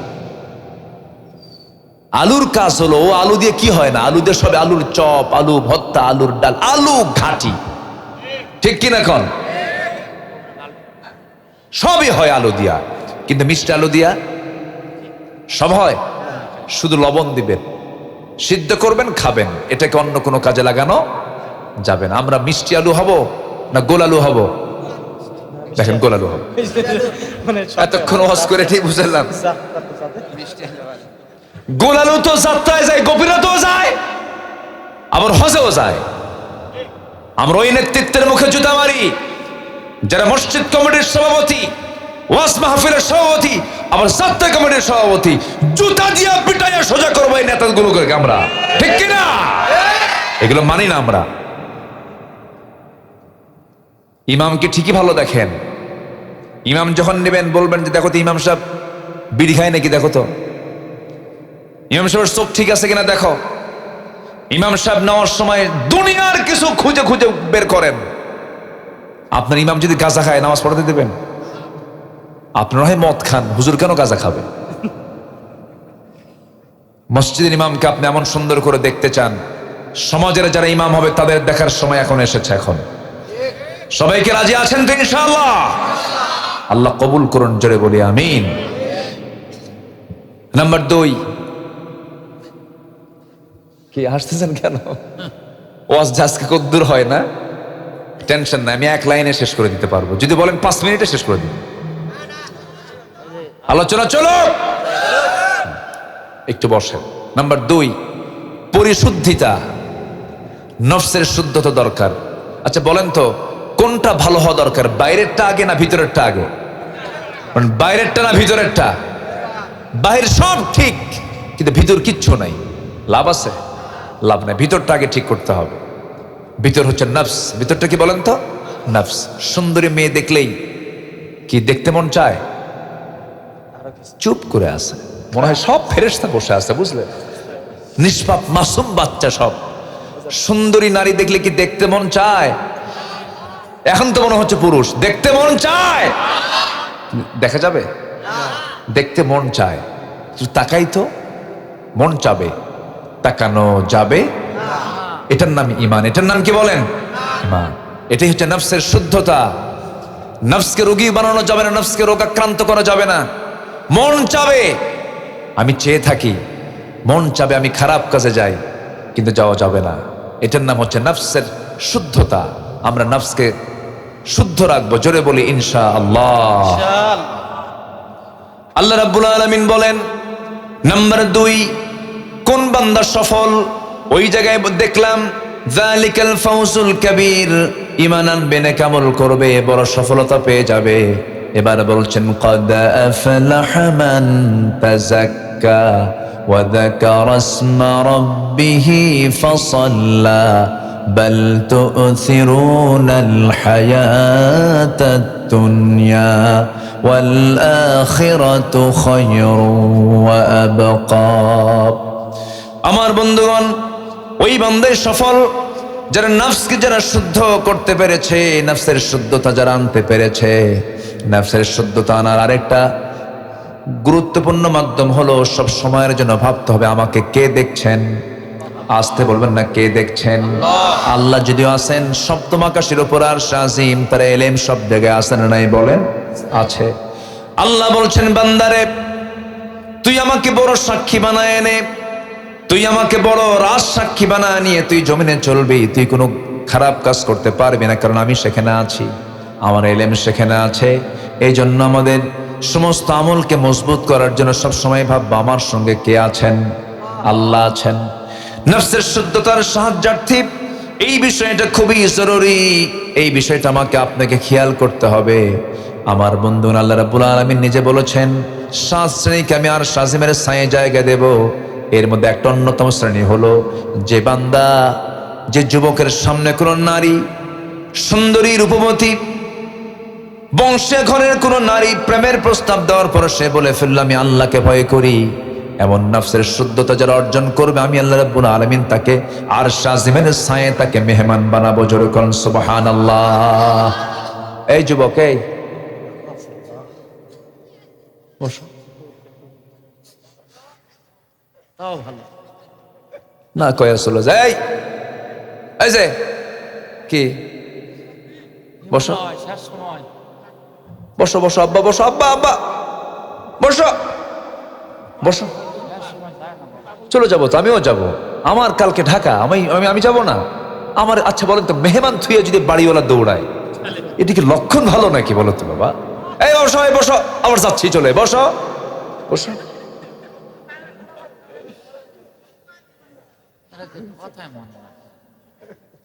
বসো বাবা।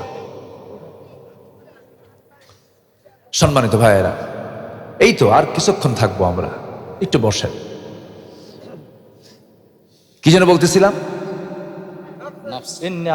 ইন্না খাফুল্লাহ, আরশ আজিমের ছায়ায় জায়গা দেওয়া হবে। আরশ আজিম কয় মাইল দূরে? কোন কত মাইল দূরে? 3 মাইল না 10 মাইল? কেউ যেতে পারবেন? নিজের চেষ্টা কেউ যেতে পারবেন সেই জায়গায়? মানুষ চাঁদে গেছে। কোথায় গেছে? চাঁদে। কোথায়? চাঁদে। নিকটবর্তী চাঁদ ঘুরে আসছে। 70 দশকে নীল আর্মস্ট্রংরা গিয়েছিলেন। মঙ্গল গ্রহে মানুষ গেছে। এখন মানুষ যদি চিন্তা করে যে চাঁদ দেখলাম, মঙ্গল গ্রহ দেখবো, সূর্য দেখবো, উপায় আছে? সূর্যের ইন্টারনাল তাপমাত্রা হচ্ছে 15 লক্ষ degree Celsius. 15 lakh degree Celsius internal তাপমাত্রা। কেমনে যাবেন আপনি? সম্ভবই না। হ্যাঁ, বিজ্ঞান যদি বলে একটু তারকা দেখতে যাব, তারকা কি আরো কাছে না আরো দূরে? পৃথিবীর সবচেয়ে নিকটবর্তী তারকার নাম হলো প্রক্সিমা সেন্ট্রাই, সবচেয়ে নিকটবর্তী তারকা। এই তারকার দেশে যদি কোন বান্দা সফর করতে চায়, দেখতে চায়, বিজ্ঞান বলছে, গবেষণা করে বলছে পৃথিবীর সবচেয়ে লেটেস্ট আবিষ্কার হলো নভোযান অ্যাপোলো 11। অ্যাপোলো 11 এর গতি হলো প্রতি ঘন্টায় 39,000 কিলোমিটার, প্রতি ঘন্টায় 39,000 কিলোমিটার।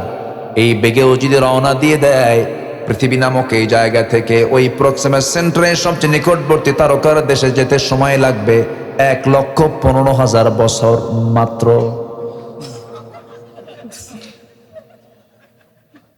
ছোট্ট ছিল, বুঝে গেছে, দেখছেন? মাশাআল্লাহ। বলি আল্লাহ আল্লাহ, আল্লাহু আকবার বলেন। 1,15,000 বছর মাত্র। মাত্র বাঁচবেন কয়দিন? যাবেন কোন দিন? আর আল্লাহ বলছে তুই আমার ভয়ে নিজের সতীত্ব, নিজের যৌবনকে কন্ট্রোল করবি, নফসকে কন্ট্রোল করবি, নফসের শুদ্ধতা আনবি, আমি আল্লাহ তোকে স্পেশাল মেহমান বানায়া আর শাজিমের ছায়া জায়গা দিয়ে দেব। যেরকম সুবহানাল্লাহ। কত বড় নিয়ামত, কত বড় প্রাপ্তি আল্লাহ পাক বান্দাকে দিতে চান, কিন্তু বান্দা নিতে চায় না। জান্নাতের যে নিয়ামত, দুনিয়ার জন্য আমরা পাগল। আমার রাসূল একটা মরা ছাগলের কান ধরে আছেন, মরা ছাগলের, সে কানটা আবার কাটা। কানটা কি কাটা? ধরে বললেন এটা কেউ টাকা দিয়ে কিনবা? গুজুর টাকা দিয়ে কেনা যায়? ওর তো কানও ঠিক নাই, দামি নাই। আমার রাসূল বলছেন এই মরা ছাগলটা যেমন তোমার কাছে মূল্যহীন, ঠিক আমার আল্লাহর কাছে দুনিয়াটা এই মরা ছাগলের মতো। এই দুনিয়া পার হয়ে যাবে। জান্নাতের একটা কোড়া রাখার জায়গা, একটা কোড়া রাখার জায়গা, খায়রুদ দুনিয়া ওয়া মা ফিহা, দুনিয়া এবং দুনিয়ার মাঝে যা আছে তার চেয়ে দামি। কেউ তো সুবহানাল্লাহ বলতেছেন না। সেই জান্নাত কি সবাই পেতে রাজি আছেন তো? পেতে রাজি আছেন তো? নিজের বইয়ের দিকে নজর, অন্যের বইয়ের দিকে নজর, এটা যেন মনে থাকে। আবার আমরা নফসকে ইমানদারের নফসে রূপান্তর করব। জোরে বলি ইনশাআল্লাহ। ইনশাআল্লাহ। কিছু নফস আছে কুত্তা নফস। কি নফস বলেন? কুকুরের মতো স্বভাব, সব জায়গায় চাটন মারে। কি ঠিক কিনা? ঠিক কিনা? সব জায়গায় চাটন মারে। এটা হচ্ছে কুত্তা নফস। উলাইকা কাল আনআম বাল হুম আদাল। আমি কই নাই, এটা আল্লাহ কইছে। কি ঠিক আছে কিনা? কোন এটা কি আমার কথা বলতেছে নাকি? এরা চতুষ্পদ জন্তু, তার চেয়েও খারাপ, কুত্তার চেয়েও খারাপ। 100 ভাগের 100। আল্লাহ আমাদের ইমানকে মজবুত করে দেন। জোরে বলি আমিন। ইমান চেক মসজিদে হবে না, ইমান চেক হবে বাজারে। মসজিদে নামাজ পড়ার পরিবেশ আছে, ওখানে ইমান চেক কি হবে? ইমান চেক হবে যাত্রা হচ্ছে, তুমি যাও নাকি? আসতে কন কেন? ইমান চেক হবে সুদের কারবার চলে, তুমি সুদের কারবার করবা নাকি? এখানে ইমান চেক হবে। তসবিহ জপবেন, মক্কায় যাবেন, মদিনায় যাবেন, ওখানে ইমানের চেক নাই। ওটা তো ধর্মীয় কাজ করবেনই আপনি। রাগ করতেছেন মনে হয় আপনারা। কি নফসকে পচা রাখবো না শুদ্ধ করব? নফসকে শুদ্ধ করব। জোরে বলি ইনশাআল্লাহ। হারাম কিছু খাবো না, হারাম কিছু দেখবো না, হারাম দেখে চিন্তাও করব না। জোরে বলি ইনশাআল্লাহ। এক সাহাবী বলেন হুজুর ওয়াজ আমি বেশি শুনবো না, আমারে খুব কম কিছু আমল দেন, আমি জান্নাত পেতে চাই। নবীজি বললেন তাই, বসো। রাসূল কাউকে হতাশ করতেন না। বস, এখানে বস। কি করবা তুমি বলো? হুজুর আপনি শিখাইয়া দেন। তুমি কি করতে চাও বলো? ওই সাহাবী বলছেন ইদা সাল্লাইতুল মাকতুবাত ওয়া সামতু রমাদান ওয়া হালালতুল হালাল ওয়া হারামতুল হারাম ওয়া লাম আযিদ আলা যালিকা শাইআন আদখুলুল জান্নাতা ইয়া রাসূলুল্লাহ। তিনি বলছেন হুজুর আমি যদি 5 ওয়াক্ত নামাজ পড়ি, রমজান মাসে রোজা রাখি, হালালকে হালাল জেনে হালাল জীবন গ্রহণ করি, হারামকে হারাম জেনে হারাম জীবন যদি ছেড়ে দেই, আমি কি জান্নাত পাবো নাকি? রাসূল মুস্কি হাসি মেরে বললেন সাহাবী তুই জান্নাতি। জোরে কোন সুবহানাল্লাহ। আমাদের মূল প্ল্যান হলো জান্নাতে আমাকে যেতেই হবে। জোরে বলি ইনশাআল্লাহ। কিন্তু যে বিড়ি টানে, বা বিড়ির টান দেখে মনে হয় ওর জন্মই হয়েছে বিড়ি খাওয়ার জন্য, আছে কিনা বলেন? এত বিড়ি খায়, দেখছেন কি কয়? শুনছেন কথা? শেষ হতে আরেকটা, আরেকটা শেষ হতে আরেকটা। রাত 3টার দিকে ঘুম থেকে উঠেও খায়। সকালবেলা নাস্তা মিস, কিন্তু বিড়ির কোনো মিস নাই। বাথরুমে ঢোকে সেখানেও খায়, সাড়ে ওদিকে ধরে। যেরকম নাউজুবিল্লাহ। আর সে যাবে জান্নাতে। কম কথা, ওর জান্নাতে যেও তো বিড়ি তালাশ করবে। এক মাহফিলে গেছি কুড়িগ্রাম, নাম শুনেছেন তো? আমাদের দেশে কিছু গ্রাম আছে, চট্টগ্রাম আছে, 14 গ্রাম আছে, আর মাত্র এদিকে কি গ্রাম? কুড়িগ্রাম। 5 গ্রাম। আবার পাটগ্রাম আছে, আবার এখানে কি আছে? 5 গ্রাম। সর্বনিম্ন এটাই তো, এর নিচে নাই, 0 গ্রাম নাই আর কোথাও। 8 গ্রামও আছে। আচ্ছা তাহলে থামেন, আমি কই চট্টগ্রাম, শুনছেন তো নাম? এই কুমিল্লার দিকে আসতে 14 গ্রাম, এরপরে চলে গেছে পাটগ্রাম, তার পাশে আছে হলো কুড়িগ্রাম, 8 গ্রাম, মাত্র 5 গ্রাম। তা আমি গেছিলাম হলো কুড়িগ্রামে এক মাহফিলে। তো আমি এই বিড়ির ব্যাপারে যখন কথা বলছিলাম, জান্নাতের নিয়ামতের কথা বলছিলাম, জান্নাতে এই থাকবে, ওই থাকবে, এই নহর থাকবে, এই খাবার থাকবে, এরকম হুর থাকবে, জান্নাতের বর্ণনা প্রায় 1 ঘন্টা ধরে আয়াত টু আয়াত বলতেছিলাম। হঠাৎ করে এক চাচা সামনে দাঁড়ায় বলে, হুজুর ওয়াজ তো শুনলাম, জান্নাতের বহু নিয়ামত শুনলাম, হুজুর বিড়ি নাই? ওর এমন চিন্তা যে এইটা তো শুনলাম না, থাকবে কিনা। এরকম কিছু জান্নাতে দেওয়া হবে না। জান্নাতে যা খেলে আপনার কলিজা পুড়ে শেষ হয়ে যাবে, এমন কিছু জান্নাতে দেওয়া হবে না। জান্নাতে যা দেওয়া হবে আপনার জীবনটারও তরুতাজা হয়ে যাবে। আল্লাহু আকবার বলে।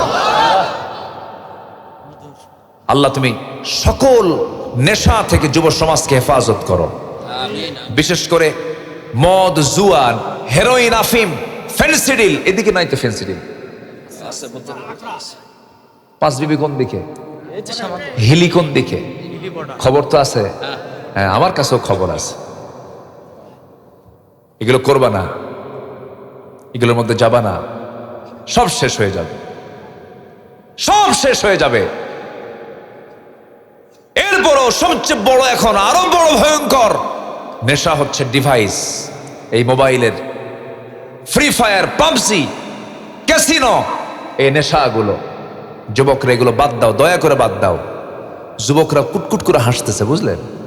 বোঝে তো, সব সব বোঝে। তুমি বুঝো, কিন্তু তোমাকে বুঝেন কে? আজ তো তোমাকে বুঝেন কে? জীবন কয়টা, সাজানোর সুযোগ কয়বার? একবার, আর ফিরে পাবা না। সুন্দর করে সাজায় নাও ঈমান দিয়ে, জোরে বলে ইনশাআল্লাহ।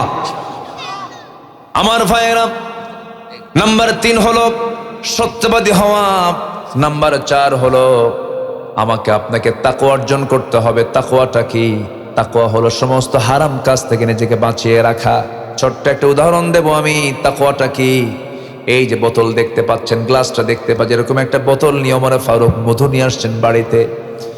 1 বোতল মধু নিয়ে বাড়িতে এসে বলছে, বউ আমার, এই বোতলটাকে 5টা ভাগ করো।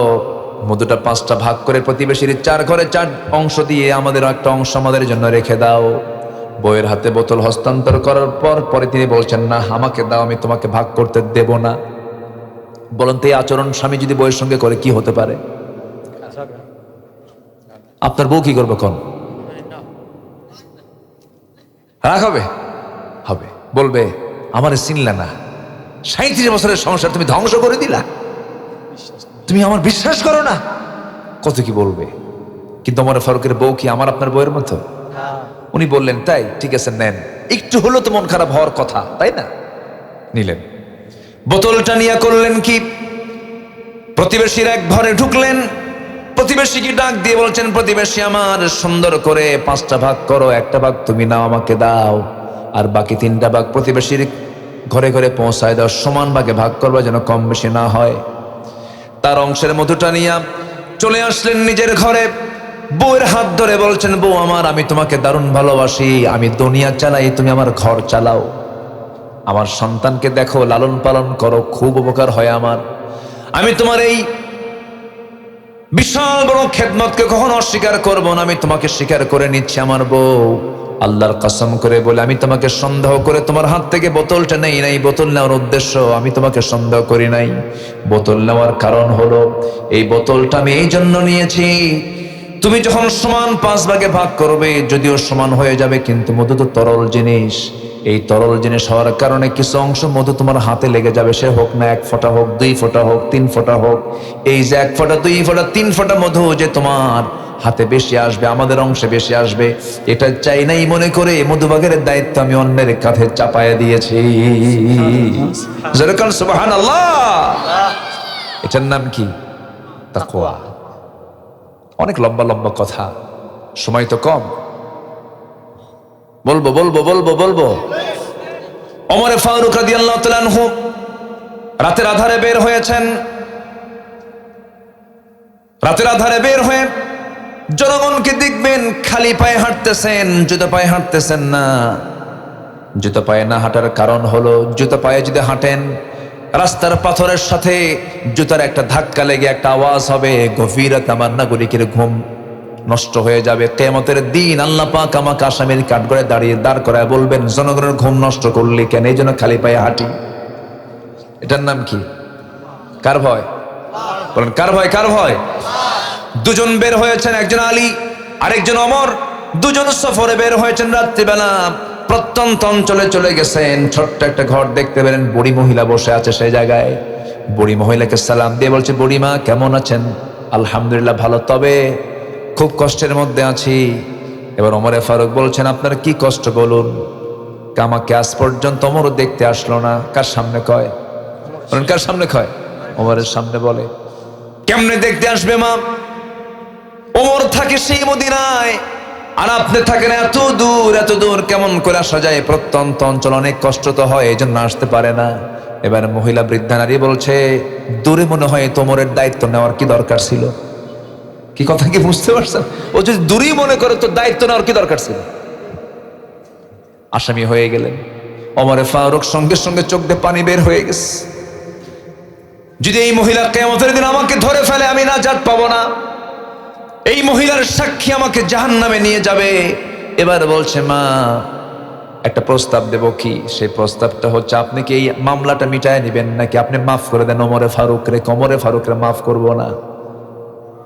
মাফ করে দেন, টাকা দেওয়া হবে, দিনার দেওয়া হবে। 25 দিনারের চুক্তি করা হলো, 25 দিনার তার হাতে দেওয়া হবে। এমন সময় ওমরে ফারুক নিজের পরিচয় গোপন করে রাখছেন। দূর থেকে আলীকে ডাক দিচ্ছেন, আলী এইদিকে আসো, আমিরুল মুমিনিন ওমরে ফারুক আমি আসতেছি। মহিলার কানে এই নামটা চলে গেছে। মহিলা থরথর করে কাঁপে, এতক্ষণ ধরে আমি কার সঙ্গে কথা বললাম, ভয় থরথর করে কাঁপতেছে। ওমরে ফারুক বলছেন, মহিলা আপনার চেহারা ফ্যাকাশে হয়ে গেছে কেন? তিনি বলছেন, না ভুল করে ফেলেছি ওমরে ফারুক, আমিরুল মুমিনিন আমাকে মাফ করে দেন। না না, ভুলটা আপনি করেন না, আমি করেছি, আপনি আমারে মাফ করে দেন। আপনি যা নিয়েছেন টাকা, এই যে টাকা দিয়ে দিলাম। তিনি কোনো লেখার জিনিস না পেয়ে করলেন কি, নিজের জামাটা ছিঁড়লেন, জামার কাপড়ে লিখে নিলেন। মহিলার কাছ থেকে 25 দিনারের বিনিময়ে মামলা তুলে নেওয়া হলো। কথা বোঝেন নাই? ওই কাপড়টা, ওই কাগজটা, ওই লেখাটা লিখে নিয়ে আসলেন। বাড়ির বউ পরিবারকে জানায় দিয়ে বলছেন, ও পরিবারের সদস্যরা, আমি যেদিন ওমর মরে যাব সেই দিন আমার কাপড়ের সঙ্গে এই চিঠিখানা দিয়ে দিবা। আমি আল্লাহর সামনে এই চিঠিখানা দিয়ে আমি নাজাতের জন্য আল্লাহর কাছে আপিল করবো। জোরে করেন সুবহানাল্লাহ। এটার নাম হলো তাকওয়া। এটার নাম কি বলেন? তাকওয়া। মান ইউতিইল্লাহা ওয়া রাসূলাহু ওয়া ইয়াখশাল্লাহা ওয়া ইয়াত্তাকিহি ফাউলাইকা হুমুল ফাইজুন। জোরে বলুন আল্লাহু আকবার। প্রত্যেক আয়াতে ফাইজুন আছে না নাই? ফাউজুন কবীর আছে না নাই? মুফলিহুন আছে না নাই? আজকে আমার ফাইজুন মুফলিহুন এগুলো দিয়ে শেষ। নাম্বার 6 হলো, ধৈর্যশীল যারা হবে তারা বিশাল বড় সফলতা পাবে। ইন্নী জাযাইতুহুমুল ইয়াওমা বিমা সাবারু আন্নাহুম হুমুল ফাইজুন। ধৈর্য আছে যার, সফলতা আছে তার। একটা প্রশ্ন করব, বলুন তো ভাই, বিয়ে আগে না ধৈর্য আগে? অনেকে চুপ করে আছে। বিয়ে আগে? বিয়ে আগে না ধৈর্য আগে? ধৈর্য নাই যার, সংসার নাই তার। ধৈর্য আছে, সংসার আছে। ধৈর্য নাই, সংসার নাই। বলুন তো, ব্যবসা আগে না ধৈর্য আগে? গেঞ্জি বিক্রি করে দোকানদার, এক গেঞ্জি দেখি এক গেঞ্জি নাই না 10 গেঞ্জি দেখে এক গেঞ্জি নাই? 10 গেঞ্জি দেখালো, এরপরে গেঞ্জি কিনলো না। এখন কি কাস্টমারকে কি করবে দোকানদার? রাগ হবে? রাগ হলে ব্যবসা হবে? রাগ হলেও ভিতরে ভিতরে চলবে, কিন্তু মুখে হাসবে। মুখে কি করবে? হাসবে। রাগ করলে পরে ব্যবসা হবে না। আর যদি মনে করেন তুই কিনবি না কেন, বাইন্দা কেনাবো, আসবে কাস্টমার? আসবে না। রাগ করবেন, সব শেষ হয়ে যাবে, পরিবার শেষ হবে, সংসার শেষ হবে, ব্যবসা শেষ হবে, দায়িত্ব শেষ। এক মহিলা ফোন দিয়ে বলে, হুজুর একটা প্রশ্ন। কি প্রশ্ন? আমার স্বামীটা সকালেও তালাক দেয়, বিকেলেও তালাক দেয়, আমি আসি না নাই? সকালেও তালাক দেয়, বিকেলেও তালাক দেয়। এরকম কিছু বদমাইশ আছে না? আছে না? আছে না? তালাক টালাক দিয়ে আমাদের কাছে বলে, হুজুর আমার 2টা মেয়ে আছে, হুজুর দেখো তো কোনোদিন ফাঁক ফোকর দিয়ে কিছু করা যায় নাকি? পিটাইয়া পিটায় সোজা করা দরকার বেদবগুলোকে। শক্তি খাটাও না, শক্তি খাটাও কোন জায়গায় খাটাও? যেটা হারাম হয়ে যায় সেদিকে খাটাও কেন? আবার আফসোস করো কেন? থুতু ফেলে দিয়ে সেই থুতু চাটতে চাও কেন? কি আসতে কেন? ইমানদারের জবান হবে দুর্বল না মজবুত? যা করবে যা বলবে সেটাই ইমান। আল্লাহু আকবার বলে। ধৈর্যশীল হব। একজন নবীর মধ্যে খুব রাগ ছিল, সে নবীর নাম কি বলুন তো? রাগ না কমান পর্যন্ত নবুয়ত পাইছেন না? ইতিহাস আছে না, অনেক লম্বা ইতিহাস আছে না? রাগ কমানোর জন্য আল্লাহ পাক ছাগল চড়াতে বললেন। ছাগল চড়া 10 বছর। ছাগল তো খুব শান্ত প্রাণী, তাই না? একবার ব্রেক মারলে দড়ি ছিঁড়ে যাবেন আপনি, ও নড়বে না, তুই যা। সেই ছাগল চড়ানোর দায়িত্ব দিয়েছেন মুসা সাল্লামকে 10 বছর। রাগ কমছে, নবুয়ত দিচ্ছেন। সুবহানাল্লাহ। এই ওয়াজ করলে 3 ঘন্টা লাগতো, সময় তো নাই।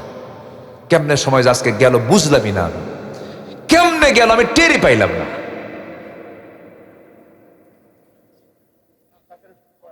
কি কি পড়ে এগুলো সব? শিশির, ঠান্ডা, এখন আর কেউ যায় না, দেখছেন সব বসে গেছে, মাহফিল জমে গেছে। কিন্তু বলি আলহামদুলিল্লাহ। ভাববেন না ফজর পর্যন্ত চালাবো, শেষ করে দিচ্ছি। ফজর ফজর আলোচনা চলো, হুজুর মরুক। কালকে আবার আছে। হ্যাঁ, আপনার তো এক রাত, আমার তো সব রাত। 7 নাম্বার, সৎ কাজের আদেশ, অসৎ কাজের বাধা। বিফল না সফল? ওয়ালতাকুম মিনকুম উম্মাতুন ইয়াদউনা ইলাল খায়রি ওয়া ইয়া'মুরুনা বিল মা'রুফি ওয়া ইয়ানহাউনা আনিল মুনকার ওয়া উলাইকা হুমুল মুফলিহুন। জোরে বলুন আল্লাহু আকবার। নাম্বার 8 হলো তওবা করা। তুবু ইলাল্লাহি জামিআন আইয়ুহাল মুমিনুনা লাআল্লাকুম তুফলিহুন। আছে? আমি কি তুফলিহুন আর মুফলিহুন স্যার আজকে ওয়াজ আছে আমার সব জায়গায়, শুধু এটাই বলতেছি। আমি এটা দিয়ে শুরু করেছি, এটা দিয়ে শেষ করবো। আমি আলেম ওলামা যারা আছেন বুঝতেছেন বিষয়টা। আমরা সফল হতে চাই। সফল হতে চাই কার পরামর্শে? আল্লাহ। সর্বশেষ হলো নাম্বার 9, সফল হতে হলে 7টা গুণ লাগবে। قد أفلح المؤمنون الذين هم في صلاتهم خاشعون والذين هم عن اللغو معرضون والذين هم للزكاة فاعلون والذين هم لفروجهم حافظون। মুমিন হতে চাও, 7টা গুণ অর্জন করো। কয়টা গুণ বলেন? কি মুমিন হব আমরা? খাঁটি মুমিন। বলেন কি মুমিন হব বলেন? নাম্বার 1 নামাজ, নাম্বার 2 হলো বাজে কথা বাদ, নাম্বার 3 হলো যাকাত, নাম্বার 4 হলো লজ্জাস্থানের হেফাজত, নাম্বার 5 হলো লিআমানাতিহিম ওয়াহাদিহিম রাউন, আমানত ঠিক রাখা, নাম্বার 6 হলো ওয়াদা ঠিক রাখা, নাম্বার 7 নামাজের ব্যাপারে যত্নশীল হওয়া। আল্লাহ বলছেন তোর হাতে আমি জান্নাতের টিকিট, জান্নাতের চাবি দেব, তুই জান্নাতুল ফিরদাউসে ঢুকে যাবি। যারা সুবহানাল্লাহ। বসে পড়ো। সম্মানিত ভাইয়েরা, মাহফিল প্রত্যেক বছর হোক, সবাই চান না? ইনশাআল্লাহ সবাই চান তো? আল্লাহ কবুল করুন, জোরে বলে আমিন। আমাকে মাহফিল কমিটি অনেক আগের থেকে, আরো 1 ঘন্টা আগের থেকে বলে আসতেছে, হুজুর একটু বলেন মাহফিল করতেছি আমরা, অনেক আর্থিক দিক থেকে আমরা একটু মাইনাসে আছি, একটু বলেন। আমি আপনার সম্মানে বলিনি, যদি বলি তখন বলবেন দেখো হুজুর এসে এটা শুরু করুন। আমি আপনাকে সম্মান জানি, এত দূর পর্যন্ত লম্বা সময় নিয়ে এখন শেষের দিকে এসে আমি একটু আপনার কাছে একটু আরজ করব, সবাইকে আমরা কিছু দিতে পারবো ইনশাআল্লাহ। প্রথমে একটা আয়াত দিয়ে শুরু করেছিলাম, আল্লাহর কালাম তেলাওয়াত, দিন কায়েম, নামাজ কায়েমের সংগ্রাম যারা করবে এবং আল্লাহর পথে যারা গোপন প্রকাশ্য দান করবেন, তিজারাতাল লান তাবুর, তার ব্যবসায় কোনো লস নাই। তো আসুন আমরা কিছু দিয়ে আমরা আল্লাহকে সন্তুষ্ট করার মানসিকতা নিয়ে আমরা দোয়ার দিকে যাব। একটু চাদর যাবে, ব্যাগ যাবে, যে যা পারি দিল থেকে আমরা সবাই দেব। আল্লাহ তুমি কবুল করে, জোরে বলি আল্লাহুম্মা আমিন। আমার মা বোন যারা আসছেন সবাই দেবেন, যারা দিবেন না বসে থাকেন, কিন্তু চাইতে গিয়ে যদি আপনি দৌড় মারেন তাহলে চাওয়ার দরকার নাই, একটু বসেন, আমরা একসঙ্গে দোয়ায় শামিল হব। জিকির করি লা ইলাহা আরো জোরে লা ইলাহা সুবহানাল্লাহ ওয়ালহামদুলিল্লাহ লা ইলাহা। জি, চাদর ব্যাগ যাচ্ছে, যে যা পারি সবাই দেব। আমার মা বোন আসছে নাকি? আমার মা বোন আজকের দানে মা বোনরা ফার্স্ট হবেন, জোরে বলে ইনশাআল্লাহ। আল্লাহ কবুল করুন। এর মাঝে একটা ঘোষণা আমি দিচ্ছি, এই জয়পুরহাট একসময় বগুড়াই তো ছিল, তাই না? জি, বগুড়ার শেরপুর একটা এলাকা আছে, চেনেন? শেরপুর একটা উপজেলা। আমি কিন্তু আমার জন্মস্থান কিন্তু বগুড়া জেলা, শেরপুরে আমার জন্ম। তো আমার মাতৃভূমি হিসাবে ওই শেরপুরের একদম পৌর এরিয়ার মধ্যে একদম মেইন শহরে আমি আমার নিজ তত্ত্বাবধানে আমি স্থায়ী কিছু কাজ করার জন্য, জাতিকে কিছু দেওয়ার জন্য আমি একটি যুগোপযোগী সিলেবাসকে সামনে রেখে একটি মাদ্রাসা আমি গড়ে তুলেছি, যেখানে পড়লে আপনার সন্তান যদি হাফেজ হয় কিন্তু ডাক্তার বাদ যাবে না, ইঞ্জিনিয়ার বাদ যাবে না। ডাক্তার হবে, হাফেজ ডাক্তার হবে, ইঞ্জিনিয়ার হবে, হাফেজ ইঞ্জিনিয়ার হবে, জজ হবে, হাফেজ জজ হবে। রডের বদলে বাঁশ দেবে না, চোর হবে না। এই জন্য আপনার সন্তানকে দ্বীনি শিক্ষায় শিক্ষিত করুন। ক্লাস 5 শেষ হবে, ওর হিফজ শেষ হবে, ক্লাস 5-এর বাংলা ইংরেজি অঙ্ক তার জানা শেষ হয়ে যাবে। বোনাস হবে তার 30 পারা কোরআনটা সে মুখস্থ করতে পারবে। আমি এমন ভাবে মিশর, জামিয়া আল আজহার, মদিনা, মক্কা বিভিন্ন জায়গায় ঘুরে বিভিন্ন সিলেবাস দেখেছি। আমি সবগুলোকে এক জায়গায় করে আমি একটা সিলেবাস প্রণয়ন করেছি, আমরা সমন্বয় করে সেই বিজ্ঞানসম্মত, অত্যন্ত বাস্তবসম্মত করে, যেন এই শিশুটা যেন আগামীর যোগ্য নাগরিক হয়ে যোগ্য সমাজ গড়তে পারে, যোগ্য হয়ে এমন একটা নাগরিক করার জন্য একটা চেষ্টায় আমি নিজেকে নিয়োগ করেছি। আপনার সন্তান এখান থেকে খুব বেশি দূরে নয়, বগুড়া শেরপুর। যদি আপনার সন্তানের বয়স যদি 7, 8, 9 হয়, বড় জোর 10ও যদি হয়, আমরা খুব অল্প সময়ের ভিতরে তাকে একটা লেভেলে নিয়ে এসে, একটা ব্যালেন্সে নিয়ে এসে, আমরা 11 বছরের মধ্যেই, 12 বছরের যদি 10 হয়, 12 বছরের মধ্যে যদি 7, 8 হয়, 9, সর্বোচ্চ 11 বছরের মধ্যে আমরা তাকে হাফেজ কমপ্লিট করে দেব। এদিকে বাংলা ইংরেজি এগুলো শিখবে। এরপর আপনি যদি কোনো মেডিকেলে পড়াতে চান, ইঞ্জিনিয়ারিং পড়াতে চান, যেখানে নিয়ে যান না কেন, কোনো সমস্যা থাকবে না। সে অনায়াসে দেশের একটা নৈতিক একটা ভিত্তি সে গড়ে তুলবে, দেশকে সামনের দিকে এগিয়ে নেবার জন্য আপনার সন্তানটা প্রস্তুত নিয়ে ফেলবে। সেখানে বালক এবং বালিকা শাখা দুটাই আছে। আপনার সন্তানকে আপনি দিতে পারেন। আমি আমার হাতে সন্তানগুলোকে দেখবো, নাড়বো, দেখবো, আমি দেখভাল করব। ইনশাল্লাহ তো বললেন না সবাই? একসময় আমার মাদ্রাসা আপনাদের দাওয়াত থাকলো, আপনারা যাবেন, ঘুরে আসবেন। সন্তান সবচেয়ে বড় সম্পদ। আমার প্রতিষ্ঠান এখন চতুর্দিকে বাড়ি ভাড়া নাই, এখন কেউ বাড়ি পাচ্ছে না, সব ওখানে গিয়ে ভাড়ায় থেকে সন্তানকে মাদ্রাসায় পড়াচ্ছে। ওদের ফার্স্ট ডিউটি হচ্ছে সন্তান মানুষ করি। ব্যবসা আগে না সন্তান আগে? চাকরি আগে না সন্তান আগে? সব কিছু আগে, মূল আগে হচ্ছে সন্তান। সব করে ফেলছেন, সন্তান গাঁজা খায়, থাকবে কিছু? কিছুই থাকবে না। এই জন্য সন্তানকে সময় দেন, সন্তানকে 10 মিনিট পর পর সময় দেন। দারুল আমিন আইডিয়াল মাদ্রাসা একটা মাদ্রাসা। আমি এখানে কিছু পোস্টার আছে, জি ইনশাআল্লাহ। এখানে পোস্টার, লিফলেট কিছু আছে, নেবেন। কিছু হ্যান্ডবিল আছে, এটা আপনারা সংগ্রহ করতে পারবেন। এবং কার্ড আছে মাদ্রাসার, কিন্তু আমার না, আমাকে পাবেন, ঠিক আছে? শুধু শিক্ষা রিলেটেড পাবেন, মাহফিলের জন্য না। কিন্তু মাহফিলের জন্য আরেকটা নাম্বার আছে। কি কথা বুঝতে পারলাম তো? এটা শুধু আপনার বাচ্চাদের জন্য, আপনি করতে পারবেন। মাদ্রাসায় আসবেন, আমি দাওয়াত দিলাম। আল্লাহ আপনাদের প্রত্যেকটা সন্তানকে দ্বীনি শিক্ষায় শিক্ষিত করুন, জোরে বলি আল্লাহুম্মা আমিন। কোরআন বোঝার তৌফিক দান করুন, আল্লাহওয়ালা বানান, জোরে বলি আমিন। 6, 7, 8, 9 এই বয়সের বাচ্চা যাদের আছে, মাথায় নেবেন, ছেলে হোক মেয়ে হোক, সন্তানকে আল্লাহওয়ালা বানান। আগে কি বানাতে হবে? আল্লাহওয়ালা। আল্লাহ কবুল করুন, জোরে বলি আমিন। আমরা আর দেরি করবো না, আমরা চাইবো এখন আল্লাহর কাছে আল্লাহ যেন আমাদের গুনাহগুলোকে মাফ করে দেন, জোরে বলি আল্লাহুম্মা আমিন। সবাই বলে সুবহানাকা আল্লাহুম্মা ওয়া বিহামদিকা আশহাদু আল্লা ইলাহা ইল্লা আনতা আস্তাগফিরুকা ওয়া আতুবু ইলাইকা। চিৎকার মেরে বলি, ইয়া আল্লাহ, আমার জীবনের সগীরা কবীরা, ছোট বড় সব গুনাহ তুমি আল্লাহ মাফ করে দাও। জোরে বলুন, ইয়া রাব্বাল আলামিন।